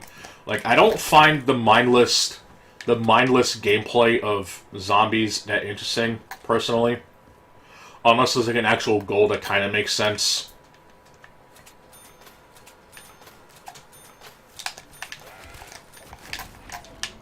I know it sounds really fucking stupid, but it's just... I don't know, it's why I barely, if ever, play something like Black Ops 1 or 2, because there's no level progression or whatever, and it's just very tiring in my own little way. And plus, I don't even like Black Ops 2 Zombies, so there you go. I know I did get the achievement for buying all the weapons off the wall at least once, which I almost had it in a multiplayer session, but I kind of fucked it up. I did eventually find the proper groove in solo, though, but it's, besides from that, it's just, I don't enjoy playing mindless stuff like that, if that makes sense.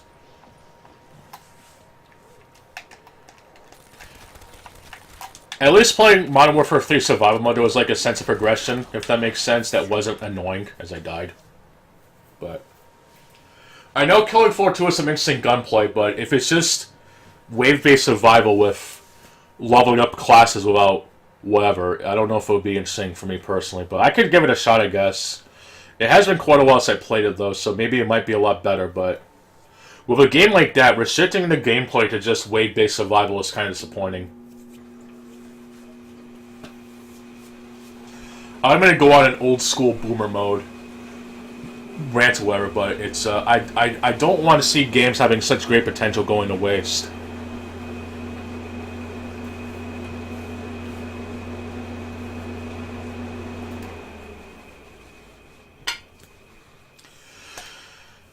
I'm sure it'll be a lot more interesting than freaking Ultra Co, though. I don't even like that game. I know it sounds really weird, but I don't even like that game either. I'm not really a fan of the Devil May Cry-esque gameplay that's there. That's another thing with Modern Warfare 3. I think Modern Warfare 3 was the closest to actually having custom game modes like how Halo did in every game since 2001. I don't think they really did anything like that after that. I also really like Drop Zone 2. That game you can actually have fun with if you have a team, if you have a squad to play with. You actually make a drinking game out of that too. If you're of legal age to do that, or using some other form of acceptable, whatever object to consume, I guess.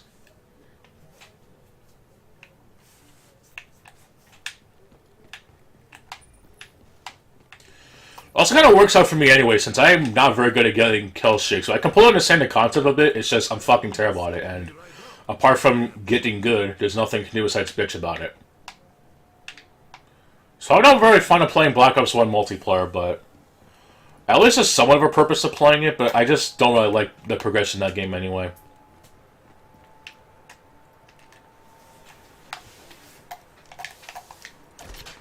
I think I'll go for one more level up and I'll move on to another game. Provided there's enough time at least. I also started a little late today because I had a bit of emergency that came up while I was playing, so there you go. Should probably do Quake 1 or Nioh 2, because I already done Sly 1, and I've already done Zahmbees. I'll probably do Crash Nitro Kart after doing everything else, though, because I finally found the code to freeze the time limit for the relic race, so I can kind of cheat them, I guess, even though it feels weird to do so, but I'm not really a fan of the relic races, so fuck it. It's I found the cheats on Retro Arch, I feel proud of it, so I'm going to use it.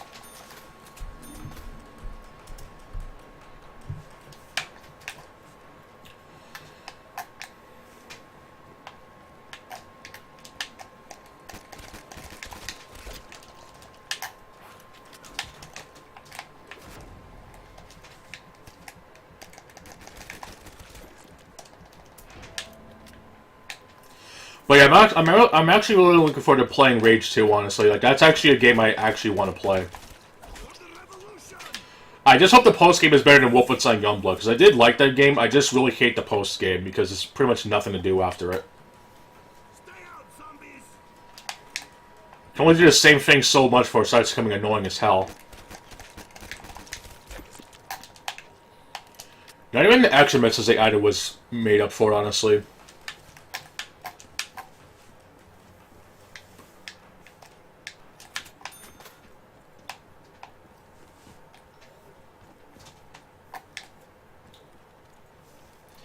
I know a lot of people really crap. Yeah, I know a lot of people crap on that game though because the two female protagonists and that they nerfed the gunplay or whatever. Which I can understand, but it's I know those games have to be patched to be playable, whatever. So I can understand that.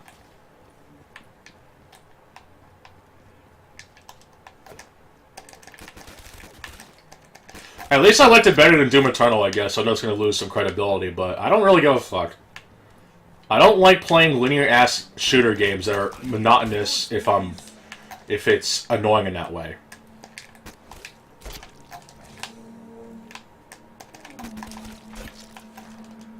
Yeah, I can definitely agree the writing was horrible. It was basically like an unfunny version of 2 Duke Nukems, but it's,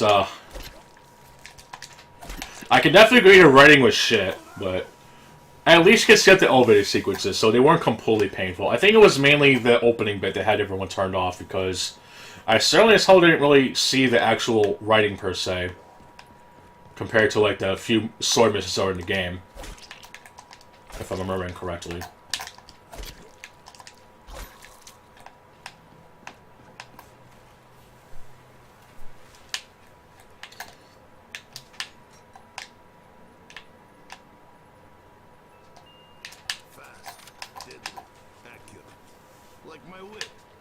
I am kind of low-key more biased towards Wolfenstein than Doom anyway, simply because at least Wolfenstein 2 lets you manually save, and the gunplay is, as people say, still holds up really well.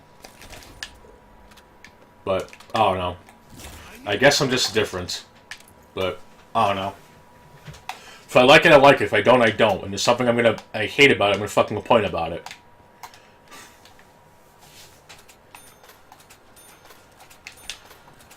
Well, I don't like to drone on about the same thing other people do, unless it's like something that's actually apparent.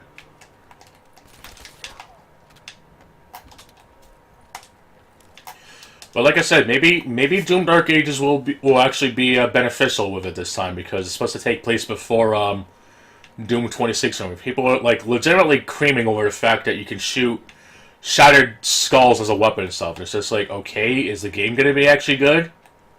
Like the fact that you're basically being sucked off by one weapon that may or may not even be good. I mean, hell, they practically ruined the fucking Unmaker, and that was like hyped up to be the the super unlockable weapon, and yet even people who played the game basically said it's not even worth it considering it uses a BFG ammo anyway. So it's like, is that going to be good? No? Point taken. But just because something sounds cool or it does an idea well doesn't exactly mean it's going to have a great execution. Like, something like Mindjack, to me, has, you know, a lot of great ideas and stuff, but the gameplay just really fucking sucked. Yeah, basically, gotta consume product. Like, I'm okay with people being excited for something, but it's like, when you're blatantly defending the game before it even comes out or whatever, and that you cannot agree to disagree is where I have an issue. Because I'm playing fucking shitty-ass Ops 3. But it's just ridiculous that people are like, you can't hate a game that you're not going to play, but you're going to defend a game that's not even out yet.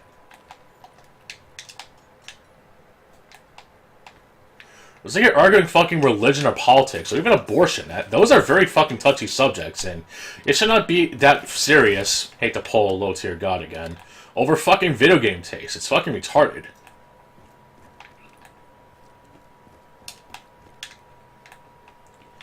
It's, And what's even sadder is that, I hate to bring him up again, but I'm pretty sure Wings of Redemption is going to buy Black Ops 6, even though he was originally not going to buy Modern Warfare 3, but then he also complained about not having enough money to buy games like Lies of P and Lords of the Fallen 2023.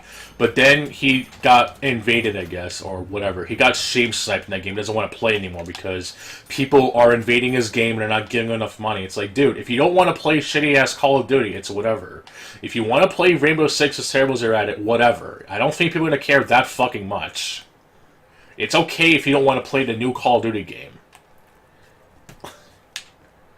It's, I actually remember, it was like, I'm not buying Call of Duty this year. Okay, good, don't. Play whatever you want, man. Like, if you want to play Fallout, whatever.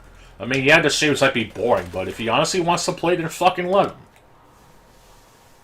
I mean, granted he's playing Fallout 4, but whatever. It's still Fallout, I guess. It's just not a good Fallout game, or... Actually, I hate that argument. It's not even a good game, honestly. I find it immensely boring. I really hate that argument, too. It's a good game, but not a good X game.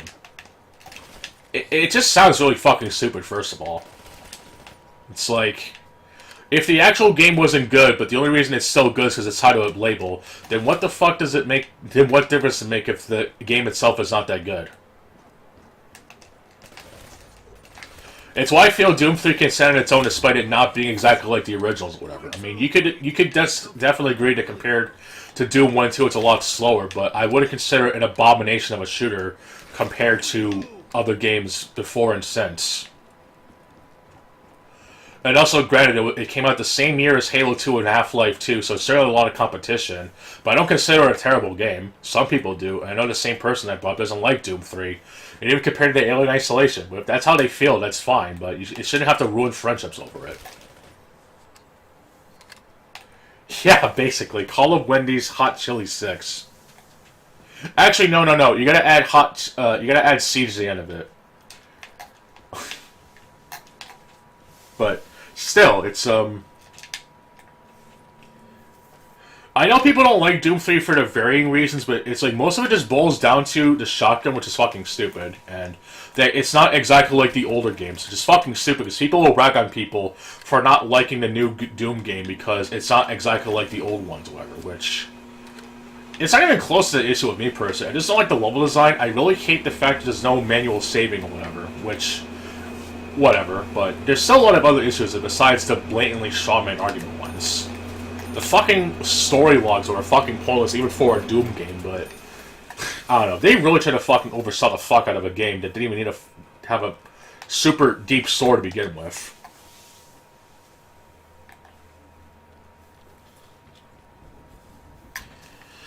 But people just, cover their ears, yell la la la, or spit raspberries because, you're criticizing my game, god damn you. I mean, it's like, I have actual criticisms, but I'm also trying to be rational and hoping that's actually going to be good for your sake. I've actually lost a good friendship with someone I've known for a long-ass time this year because I didn't fucking kiss the ass of Elden Ring or whatever the fuck, or even bring up Silent Hill 2 with Dead Space Remake and Resident Evil 4 Remake. I'm not even like biased towards Silent Hill 2. I certainly shit don't like Resident Evil 4, but those games do not need to be fucking remade. You can play Dead Space 1 on PC just fine as is. Unless you prefer buying the console version for the overpowered DLCs, but whatever.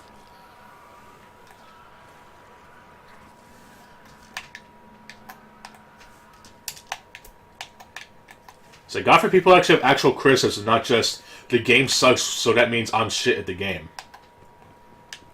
It's not even like that, bruv. I hate saying that. Or, well, I said bruv, but you know what I mean.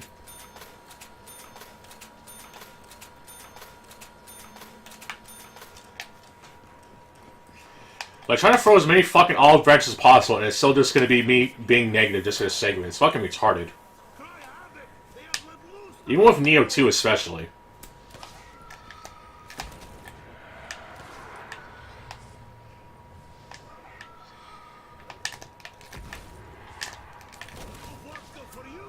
But unfortunately, just people don't want to even hear it. Which is insane to me, but it is what it is.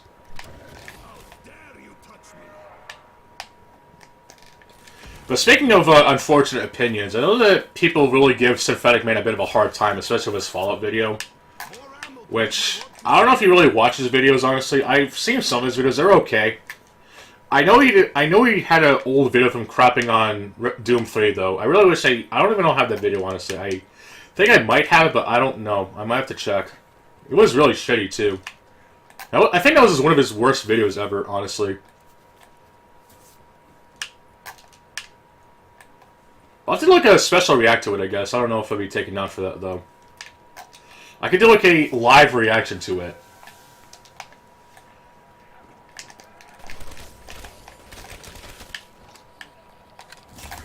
Because it is honestly really shitty. Like, people want to give him crap for his God of War review or whatever. I just think his Resident Evil, yeah. His Doom 3 versus Resident Evil... Actually, not even Resident Evil 4, actually. Doom 3 versus Dead Space. That video was fucking garbage from him. Fucking nonsense and garbage from him. It's fucking terrible.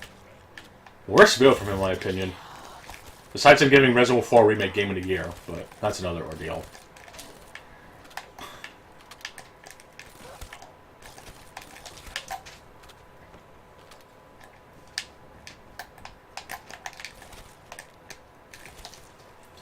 Like, basically he boiled it down to, this game does it better, so the other one is worse because of it. Because I know that in Doom 3 there's those little babies, I guess, but even though that game had it compared to Dead Space, it was bad that Doom 3 had it, but Dead Space did it better, I guess, so it's better by default, I guess, or some shit.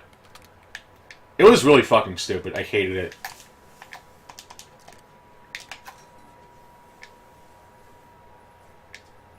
I think he did remove it, though, but it was just a really shitty video in general. It was an older one, but it was still really fucking shit. I was like, wow, he actually made a video this fucking terrible. I don't think he followed up on it, too. He just... I know he gets mad at anything that's remotely different, I guess. Especially if it's a Fallout video, but I don't know. It's, I know he's made some decent reviews of games that aren't, like, completely wokeify or whatever the fuck people like to use now. I know I made a video on Sonic Adventure was actually pretty good. We're still thinking about it every now and again whenever the fucking discourse of Mario 64 versus that game comes up. It's like, they're both not terrible games, but if you're trying to 100% them, they can be annoying, but if you just want to play them to your heart's content, I think they're both perfectly serviceable games. But what do I know? There you go. I said the line. Now pay me, fuckers.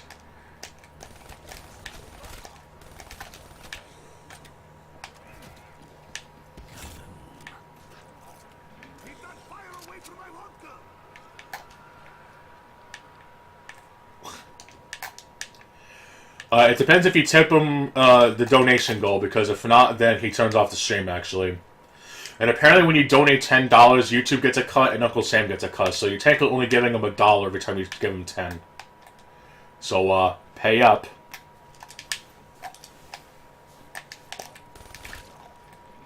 I really hate burst fire weapons, by the way. The only burst weapons I can accept are ones like in Time Splitters we have the ricocheting bullets or elemental weapons in Borderlands. Everything else is annoying to me. Like, actually no, the only good burst weapon I can think of is the one from Halo 2, because it actually sounds really good, and it's basically a bread and butter throughout the entire game. That and because they took out the normal assault rifle, but that's like the only burst weapon I actually like. Like, it just screams dominance, especially in the Halo 2 multiplayer. And yet you have some people thinking that 343 changed the weapons designs for the better, when some people don't like it. The Bungie weapons, because they're sock sounds. Like, who gives a shit? Fucking, a lot of sound effects in Doom, the original one, are fucking sock sound effects, and yet they're just as recognizable as all the rest. What the hell kind of bullshit is that?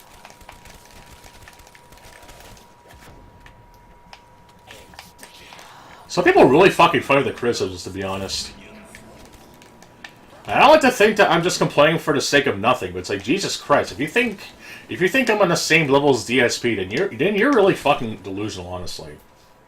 It's honestly insane. I honestly think DSP would be that negative about, insanely negative, excuse me, over Doom Dark Ages, but here we are. Wow, dude, it's not exactly like the older games that were gay shit, he said. It was really fucking stupid. I don't really like Doom Eternal, but I think it's just because he was bad at the game. But the problem is that any and all criticism that people find on the internet that is with Doom Eternal is basically assuming it's on that level, which I fucking hate. It's like, there are plenty of reasons I don't like Doom Eternal, and it's not just because, oh, the ammo capacity. Even though, yes, it's an annoying issue, but I can kind of try to live with it. Even though I do wish other people who actually criticize the damn game would find other things to talk about that. Even though I'm kind of part of the problem, but it's like, there are plenty of other issues besides that, personally, but I hope that's something they actually get rid of in Dark Ages, because being able to upgrade a Super Shotgun to fire one more time is insanely dumb, and the fact that people defend this shit to the fucking bone is insane. But what do I know? As I die. Probably my punishment for shit-talking Doom, I think. But I don't care.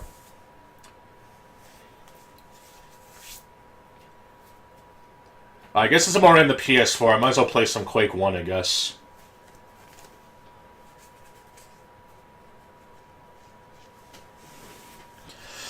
If I could see me play a good game, actually, even though it's actually the leaked beta footage for Doom Dark Ages. I got a secret copy from Hugo Martin himself. Let me just look up a guide for Doom Dark Ages, how to get the true secret ending where you get to meet Hugo Martin in person.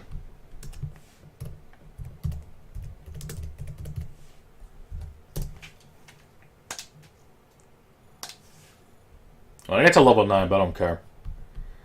I'm done with this game for now. Yes, exclusive to 3X's, because it's so action packed with that Vin Diesel movie.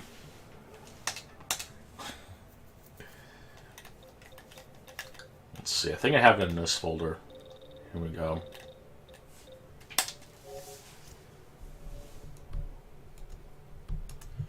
All right.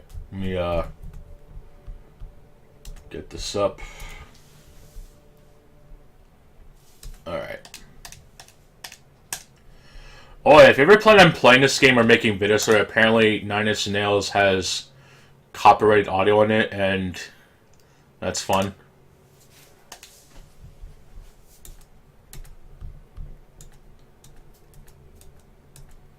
Well, I did do that for a bit with Doom Dark Ages discussion, but because I stream late at night, I don't get the traction going unless I'm playing Call of Duty for the billionth time. It's whatever.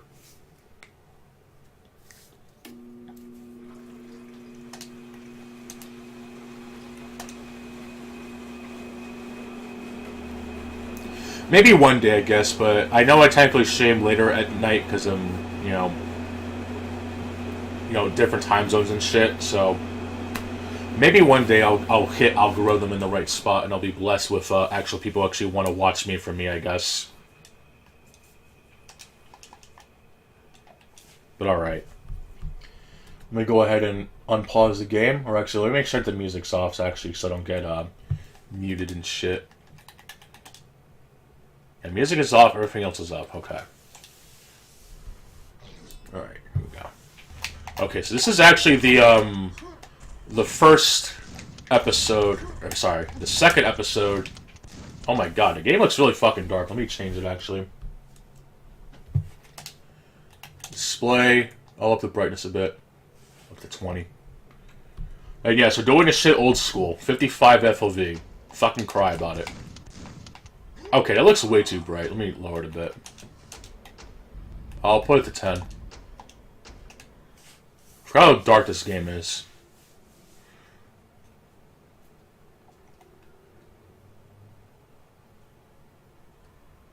Let me up a little bit more.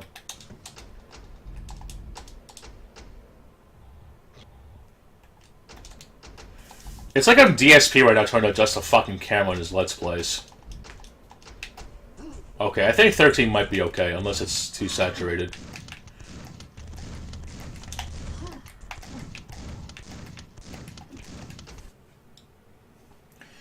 But yeah, I didn't get much traffic when I put Doom Dark Ages on my stream title, because, you know, I'm not exactly a bigger person. I also stream really late at night according to certain time zones, but it's whatever. I don't even care. I made a video talking about it, but I don't know if it's going to get that much traffic now, but it's whatever. Yes, it would be nice, but I'm not going to fucking cry about it. It's not worth it. Too much bullshit going on in the world to complain about such trivial things, honestly.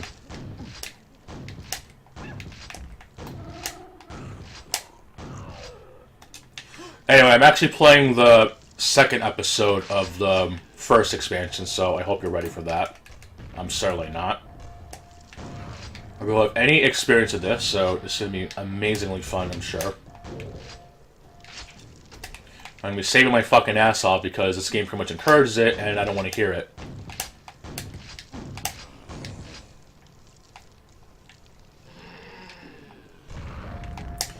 I am playing a Nightmare difficulty, by the way, so it's not that I'm just breezing through the game. But one thing I can definitely say I really hate about this remaster, and I even mentioned it in my old-ass video. Old. It's not that old, but still. I mentioned in my 10 things I hate about this game is that they basically lowered the health cap on Nightmare difficulty, and I don't understand this change. Like, when you play the original Quake... When you play Quake on any other system that's not this remaster, you still have your health at 100, but for some reason they felt the need to lower it to 50. What the actual fuck?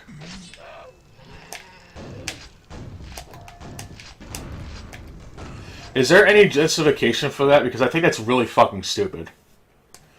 It's like if you're playing Classic Doom, but when you're playing an Ultra Nightmare, or whatever difficulty, whatever, Ultra Violence, you basically start with like 1% health. It's just fucking stupid.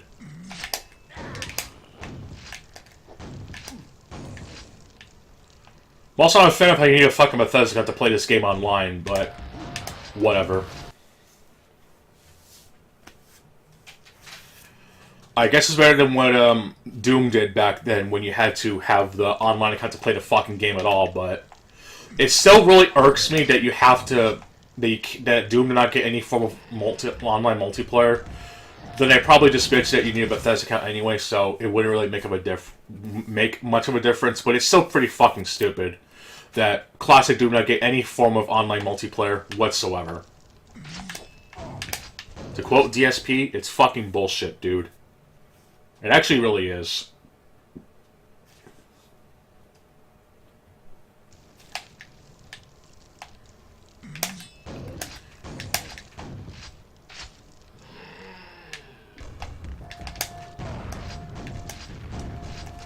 Let me switch over to the grenade for those dudes.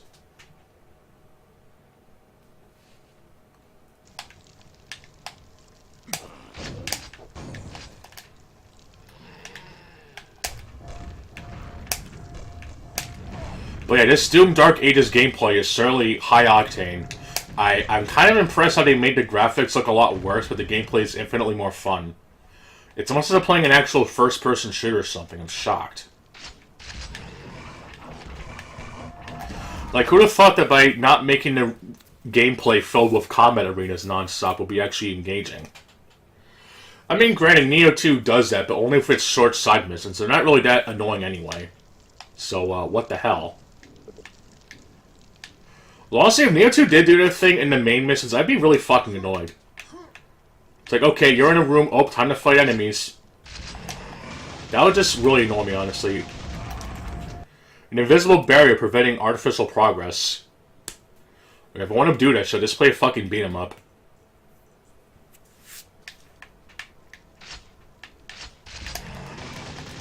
Actually, now that I think about it, I know the later Ratchet & Clank games on PS2 kind of started doing that sort of thing, where it's like, you have literal combat arena after combat arena. I just hated it. And it's only because the original Ratchet & Clank game, yeah, the levels were linear in a sense, but they weren't, like, so restrictive, if that made any sense.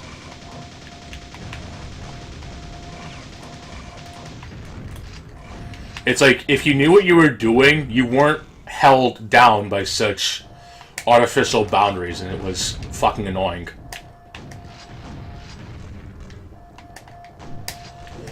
Well, besides the achievements, which is why I'm playing it, the only annoying issue I have with it is that they lowered the health on the remaster. If you play the original PC port, or any of the, was it like 2 console ports, the Nintendo 64 version and Saturn version, they don't lower the health cap. They keep it at 100, which is how it should be. Like, not even Doom did that with its, when they added in Ultra Violence Plus, even though it is literally just multiplayer flag enabled with fast monsters and shit. It's basically, Ultra Violence, but with the multiplayer flags enabled for a single-player game. And I know that Plutonia is basically infamous for this, as you fight a spider mastermind in the first fucking level of Plutonia, as if that shit wasn't hard enough. But it kind of sucks there's no actual new game option for that, so it's basically like a fun little bonus modifier that may or may not be interesting. At least Nightmare difficulty isn't as this bullshitly designed, unlike in Classic Doom, where the enemies don't respawn, but I just don't like how there's no, that they lowered the health count for no reason. Like, I'm fine with the health degradation when you go over 100, because that's a thing in the original, but it's like, I don't know why they had to lower the health cap for Nightmare mode specifically in the remaster. It feels like they wanted to make it harder without really knowing why, and it's fucking stupid. I hated it. I'm mainly playing a Nightmare for trophies, though, that's about it, because I don't feel like playing the Bethesda version on console, honestly. And it's just like G-Man Live says, if you're not playing a Nightmare difficulty, you're playing the fucking game wrong. One of those fucking gatekeeper persons, and yet he'll start fights with people on XCOM over gaming opinions, and he'll complain about people accusing him of being a fucking shill. Mind you, this is the dude who basically defended Starfield, so I honestly don't even want to hear it right now. And I even say my own 2 cents on the matter. Like, if he actually likes the game, fine, but it's like, there was a recent post from a an account that I might consider following, where they basically explained that Metal Gear Solid Twin Snakes is a decent remake, and he puts on his nerd glasses and goes, actually, no, it's fucking terrible. Look, I don't care for Twin Snakes as much as the next person, but it's not the worst remake in my opinion. They just basically made Snakes, yeah, he is an Australian, but it's like, dude, you practically start fights with people over fucking gaming opinions, and you want to get on people for fucking calling you a shell. It's kind of fucking stupid, personally. I really like it. I like his older reviews a lot more, personally, but it's like, dude, you fucking defended the fuck out of Starfield, and you'll try to defend so much specific shit. It's like, I think people that calling you a shell is kind of unexpected. Also, a reminder, he kind of defended the fuck out of Doom Eternal as well, so I really don't want to hear that from him, honestly. I really like his work, but I really hate how he tries to start fights with people over no reason. It basically screams, how dare you don't like the thing that I like. Well, I enjoy Doom 3 like everyone else do, but that doesn't mean everyone else does. And considering they actually have good, valid reasons as to why, I think we can at least learn to live with it.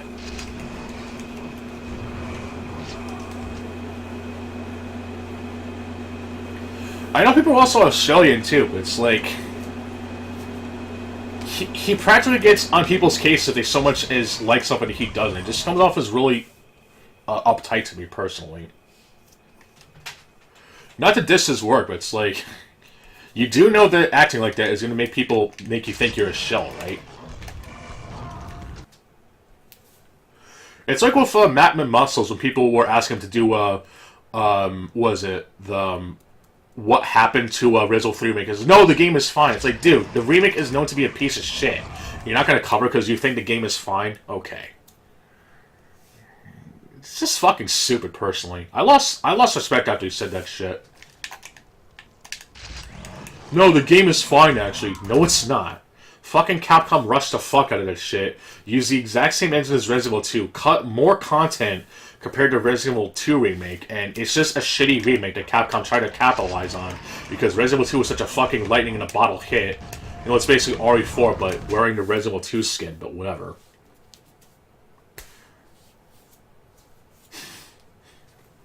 Fucking stupid people, I swear.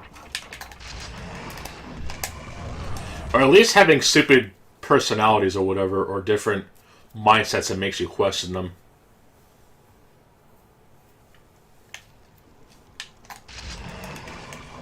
At least G-Man's videos are good, though, so I won't completely crap on him, but he can be really annoying when he tries to argue with people over opinions, especially on Twitter.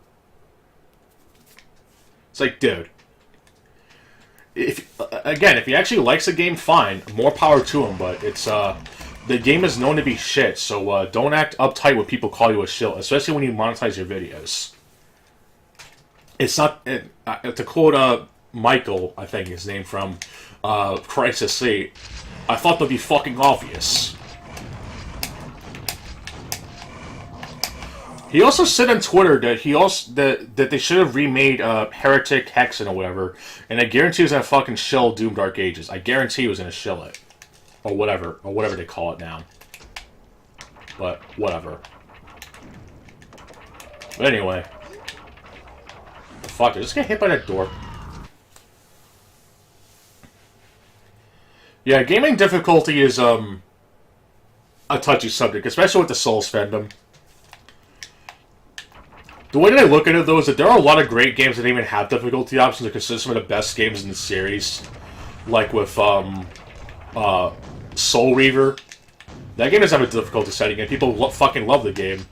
Or games like Symphony of the Night, so the best game ever on Saturn. And yet, that game is honestly kind of easy after you played it for a while. So where's all this gaming discourse over games like that? Games like Soul Reaver considered the best of their time, and Symphony of the Night is way too easy at points. The only hard parts are in the beginning because you don't have a lot to work with, but the more you go through, the more options you get. A little too many, as James Wolf actually accurately pointed out in his little video talking about the game, I think. I forget which episode it was specifically, but it's, the only time the difficulty discourse should come up if it's poorly balanced, or if the game in general is just not balanced around whatever challenge the game asks of the player. Like, if it's too needlessly cryptic just for the sake of it, or if it's something like Hades, a game that literally explains nothing but think games like Dark Souls are beneficial because of it. I mean, shit, at least Dark Souls has had to fucking use an item. Hades doesn't... Hades doesn't even tell you what fucking item you get. For all you know, you could probably find an item that basically, when equipped, you just end up fucking dying. Or you find a chest armor that does fucking nothing. You might even find an umbrella that does nothing, like in fucking Dr. Jekyll and Mr. Hyde. Nobody knows. But games need to be like Dark Souls, they explain fucking nothing. Even though games like Dark Souls literally do explain stuff, it's just, it's not in the most conventional manner. I forget which channel said it, but someone mentioned how Elden Ring is the best quest system ever because it doesn't explicitly tell you where to go, even though I don't think that game should be used as the basis for fucking quest giving. Like, crap on games like Skyrim or whatever all you want for being too streamlined, but, you know, there's a reason why people like those games. Not every game needs to be made like Dark Souls, and not every game needs to be like fucking Barney's Hide and Seek in the fucking Sega Genesis. You know, yeah, I'm dying a lot in this game, as you can see, by this fucking Vor creature, but that's kind of the whole point of the game. I'm not even really being mad about it. It's just literally how the game is. It's also not like there's a quick save system where I can literally reload if I so much as fuck up. It's also one of the points against, say, the console versions where if you die, then yeah, you do have to start all the way back at the fucking beginning because of shit like that. So, yeah.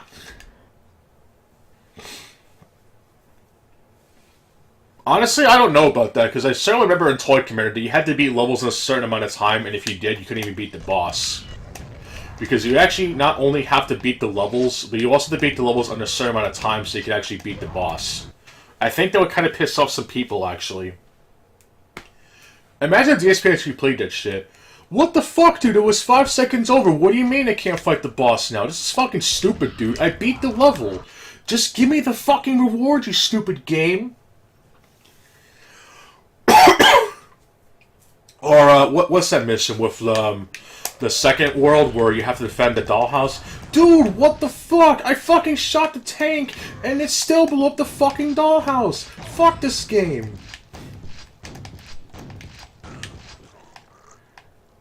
Oh my god, can you imagine if Low Tier God played that shit? I would fucking... Not that they would, but I would pay actual money for him to play that shit. You know, because you know how he loves his zoning games and shit. And even mentioned if he were to play something like Call of Duty, he would just use nothing but sniper rifles because every time he plays a goddamn fighting game, he always just uses a fucking zoning character, which I think is fucking stupid, but whatever. He doesn't even play them correctly, honestly. That's my biggest issue with that mindset. It's like, yeah, I use Striker in Mortal Kombat 9, but he has more than just his fucking gun, but whatever. You go in for the 2-punch into kick combo, and then you have moves that go in at close range, or just have the gunplay at long range. And the grenades when people jump on or whatever, like Gouken from Street Fighter 4 or whatever. He has more tools than just fucking than fireballs, which is ironic actually, because gonna go on a fucking low tier god rant for a little bit, but it's like when you watch him play something like Gouken in Street Fighter 4 compared to something like Deadshot in Injustice 2, because I clearly remember him saying that he was going to use Robin, and then I kind of got annoyed because it was like, I'm going to use this character because I can whiff him.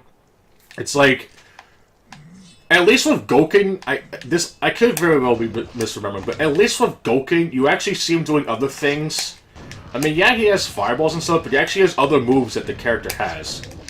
He does not use all the character's tools, even if it's just for zoning.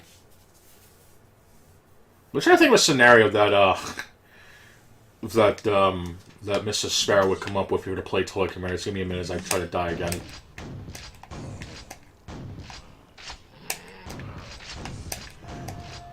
Oh wait, no. I know he... Actually, no, wait. I don't think he would play Toy Commander, because I know he actually considers Twisted Metal fucking corny.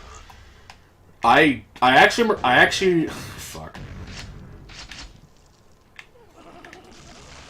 Yeah, the monsters in this game are designed very interestingly. They're actually very advanced design for 1998, I think, whenever this game came out. Late 90s, specifically. But actually, I don't think Low Tier God would play Toy Commander, because he would consider the game corny like Twisted Metal. I actually remember this. He was playing GTA Vice City, and he mentioned how Twisted Metal is fucking corny to him. And he also mentioned sometimes that games like Def Jam Vendetta is corny to him. So I don't think he enjoys anything, really, unless it's a fighting game or whatever fuck new trendy game is or something. But assuming he were to play Toy Commander, he'd probably call the main character Andy Goofix corny because this stupid fucking white kid, he just has a wild imagination. This game is so unrealistic. Yeah, 96, there you go. It's, I think Sibby, back when he actually made good videos, explained it really well when he talked about the game. You know, how they actually designed the game. It's actually pretty impressive, actually, when you think about it. I believe also when he talked about that X-Men expansion for Quake as well. Remember that shit?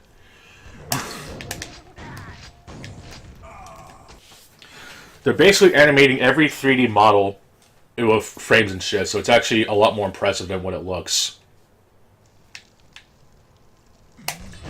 And yes, I'm using the low poly mode because I prefer playing with the original graphics because, you know, I prefer, honestly. But I do like that they have that accessibility option for those who think that looking at this is basically vomit for the modern gamers TM. But anyway,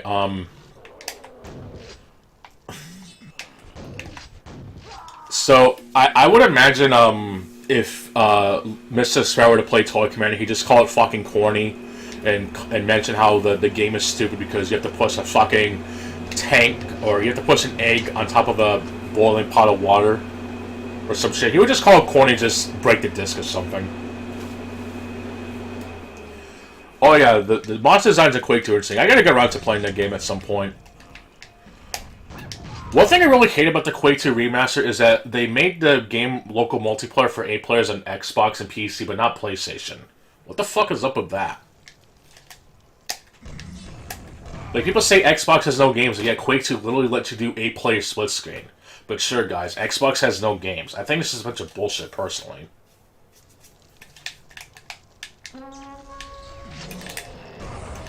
Fuck. I actually died. Because I shot myself now.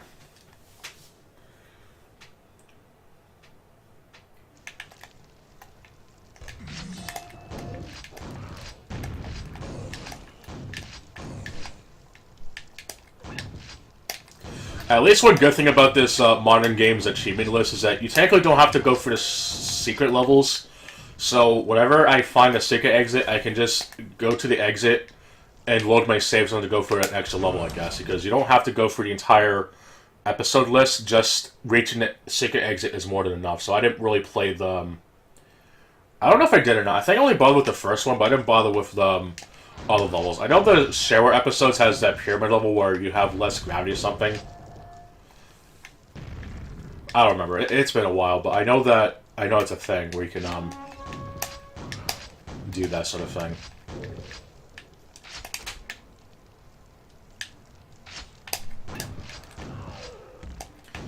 At least the rest of the DLC's expansion achievements, whatever, they're not as annoying, because I know in the base game there's a lot of them that are annoying, like with the one you can't get hit at all, which is really annoying, but since you can quick save and quick load, it's somewhat trivial, I guess.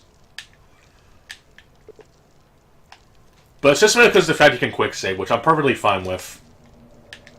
That and the level design is completely cancer-raising, like fucking Modern Doom. So I don't really mind playing it.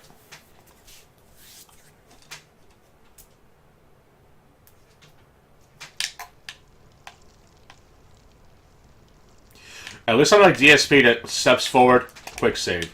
Step forward, quick save. Step forward, quick save. Turn around, quick save. Fire. Well, I'm not going to save that, but you get what I mean. I think that's how I actually played Doom 2. I didn't watch a whole bit of that. I think I watched it back when Soma first read, so I think something happened in there. I don't remember what, but I can imagine it was just going to be really fucking shitty. So I definitely want to watch the best Let's Play of all time play for one of my all-time favorite games. Or at least in the top 10, but still. It's, I have to have alcohol, which I don't drink, and I also have that thing from Men in Black where I purge my memory, so I don't have to watch that shit again. Because him playing through Doom 2, I can imagine just being a fucking experience and a half. Guys, I can't get it to work on DOSBox. Phenomenal. I personally prefer the Railgun and Red Faction, actually, because it actually acts as little wall hacks. And it had thermal vision, so you can be even more of an asshole of it, too. But the Railgun in Quake 2 was pretty good. I know there's actually an equivalent weapon in Shadow Warrior, though. The game that's basically Chinese Duke Nukem. I think it was only in the registered version, though. But I know that game had its own version of it, which is pretty alright.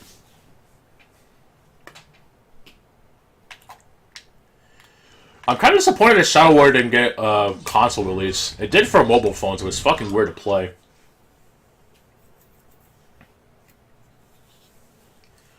Oh yeah, I like in that game too.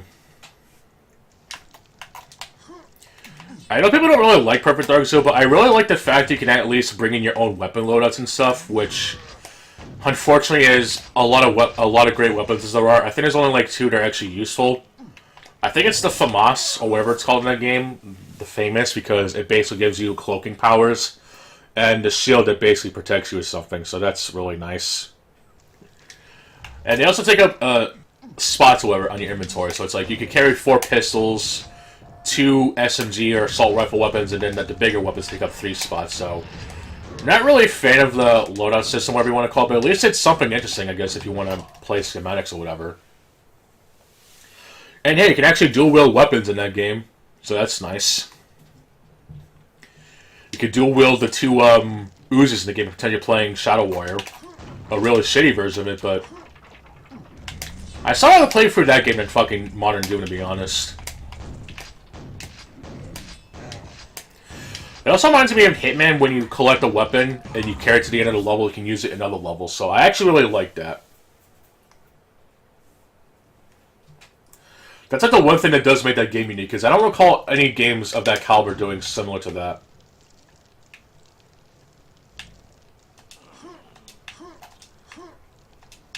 I know there's actually a weapon, I think, in Perfect Dark Zero that you can only get in the beginning, but for whatever reason doesn't save, which is annoying, because... I know there's a custom 1911, I think, in Hitman... Not Hitman Contracts, Hitman Blood Money. In the mission where you assassinate the Vice President. Yeah, the Vice President. And you can get his custom 1911 weapon, but you can't carry it with you to the end of the level. Because it doesn't get added to your weapons house for some reason, which is really stupid and annoying.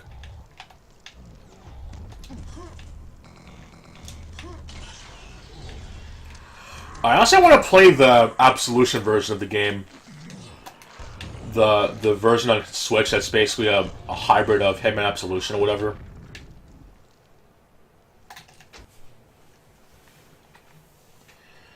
I also ended up playing actual Hitman Absolution and anything else that came out after it. Because that series is basically dead now. And whoever designed the progression of that system should honestly be fired. It's like, okay, you have a good idea for how to progress stuff in that game, but make it online only and make it so if you're not connected online, you get Gugats for fucking progression. Thanks. And yes, I said Gugats unironically because that's what it basically is. Gugats. Just pure shit. Alright, gotta go to bed? No problem. At least, my insomnia gameplay has hopefully been helpful at least.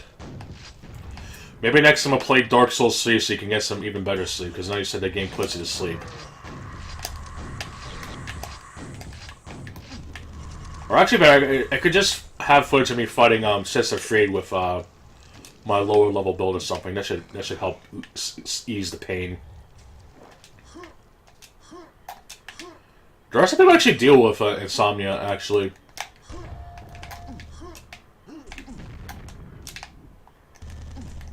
Yeah, basically. It's,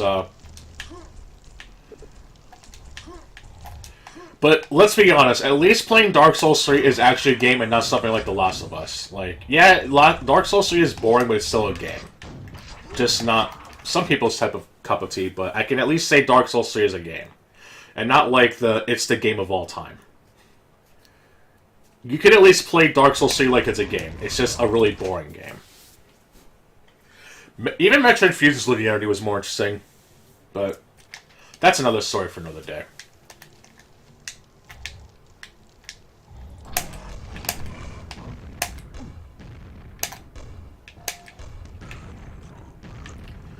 Anyway, I think I'm gonna get going too myself.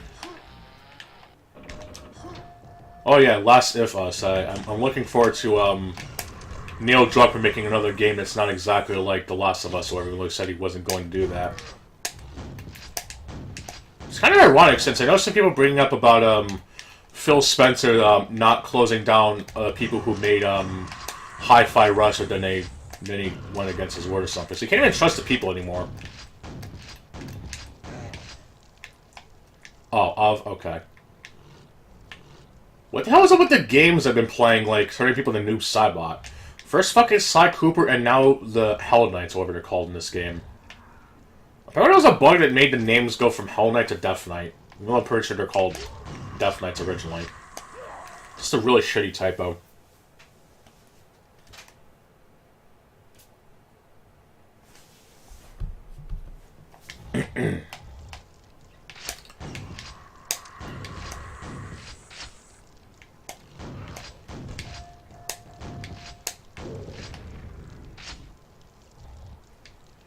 Yeah, but at least Kojima actually earned his success, even though some people can be critical of his games about just pointing fingers and laughing.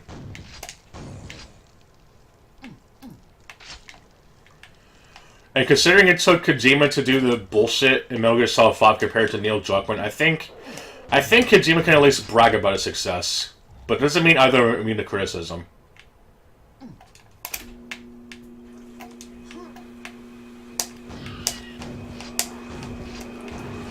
It's like when people look at Miyazaki, not Hidetaka, of course, the animator dude or whatever.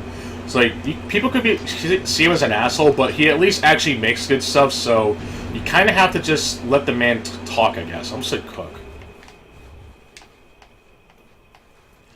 I forget his name. I think he won an animation award or whatever at the whatever awards a while ago. I guess people don't like him, whatever, but he's actually, does the thing that people actually respect or whatever, so I don't know. Seems pretty weird to me.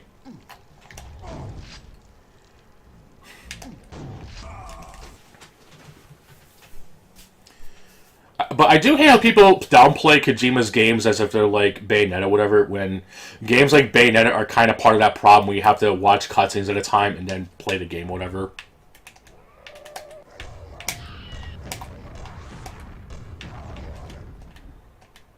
I don't know, it just seems really weird to me. Well, I don't like Metal Gear because there's too much cutscenes, but here, let me play Bayonetta where I can oogle Bayonetta for 5 hours. Wow, that's really fucking smart.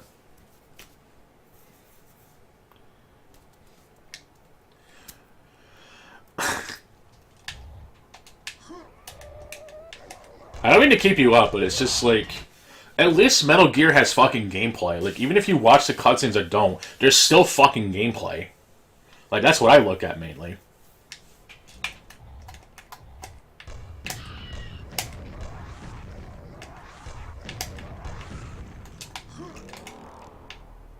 Alright.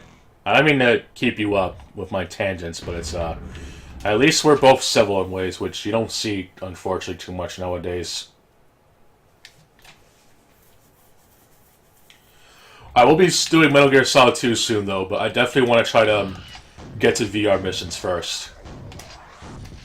That's going to be fun. Alright, great. I'm going to finish this up, try to find a secret exit. It's conveniently placed in this level. And I unfortunately have to get going as well. I'll save Crash Nitro Kart for another day. And Nioh 2, of course. I was trying to find a good farming spot for the other, what proficiencies as well.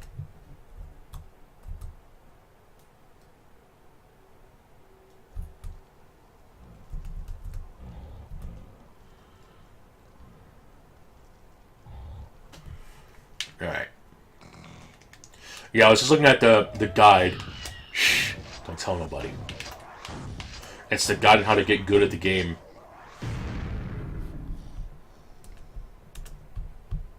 Alright. Good night, Mr. Machiavelli. Thanks for the company. Alright, let me go ahead and grab this stuff. Don't get shot. Only have 7 rockets, which is good. Not really, but it's so good regardless.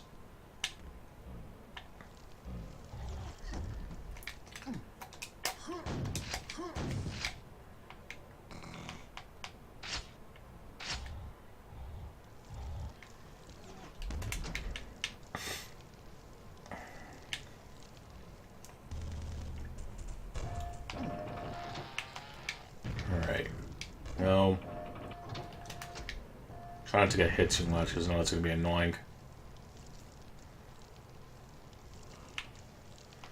But yeah, this game at least... oh, there's the armor right there. I could probably grab it, but I don't know if I'm going to get hit a lot or not. Ow. Yeah, I just want to try to find a secret exit if possible. One less thing to do for later.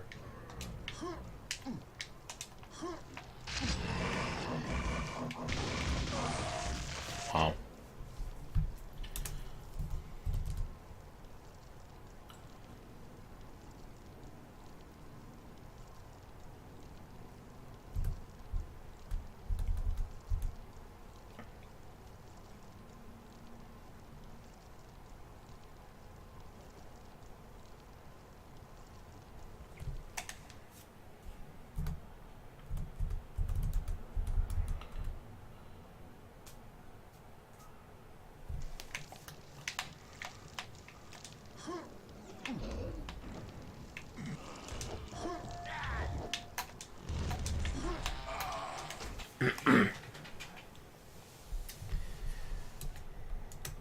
Alright.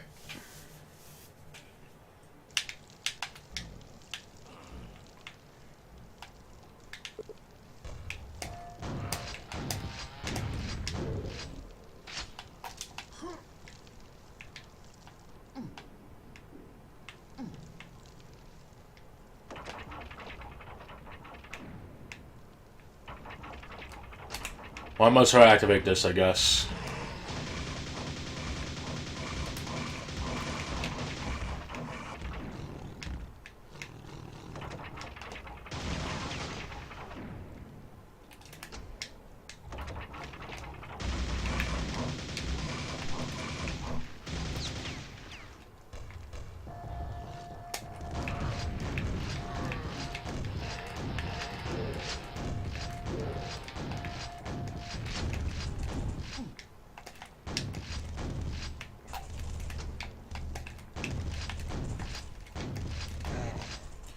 Okay, now. Let me see if I can actually, Oh, here we go. Alright, got a new weapon. Oh, shoot, I hope I didn't get myself locked out. It would really suck.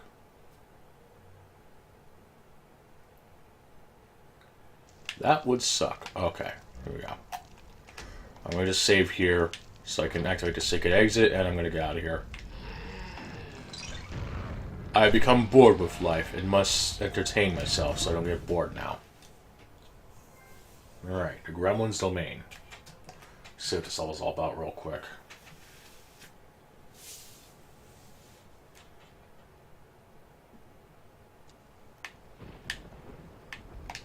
Excellent, it's a cathedral. My favorite. And it became bored with life. Very accurate. And as a low poly knight just steps on me and just walks away with pure dominance. Oh, I guess he wants to come back for more. Wow, what a bitch. Alright, well I guess as I watch this dude stomp on me, I'm gonna get off for the night. Definitely gonna do more Sly Cooper next time. Try to catch up where I was in the PS5 version since there is Rewind in there. And I will do normal progression on the PS4 version because I want to actually show off my gaming skills. And then, obviously, Nioh 2 and whatever else I feel like playing at the time. And I'll have to throw in something for selflessness or some shit, but we'll see. Alright. Catch you later. Seriously, what a fucking bitch.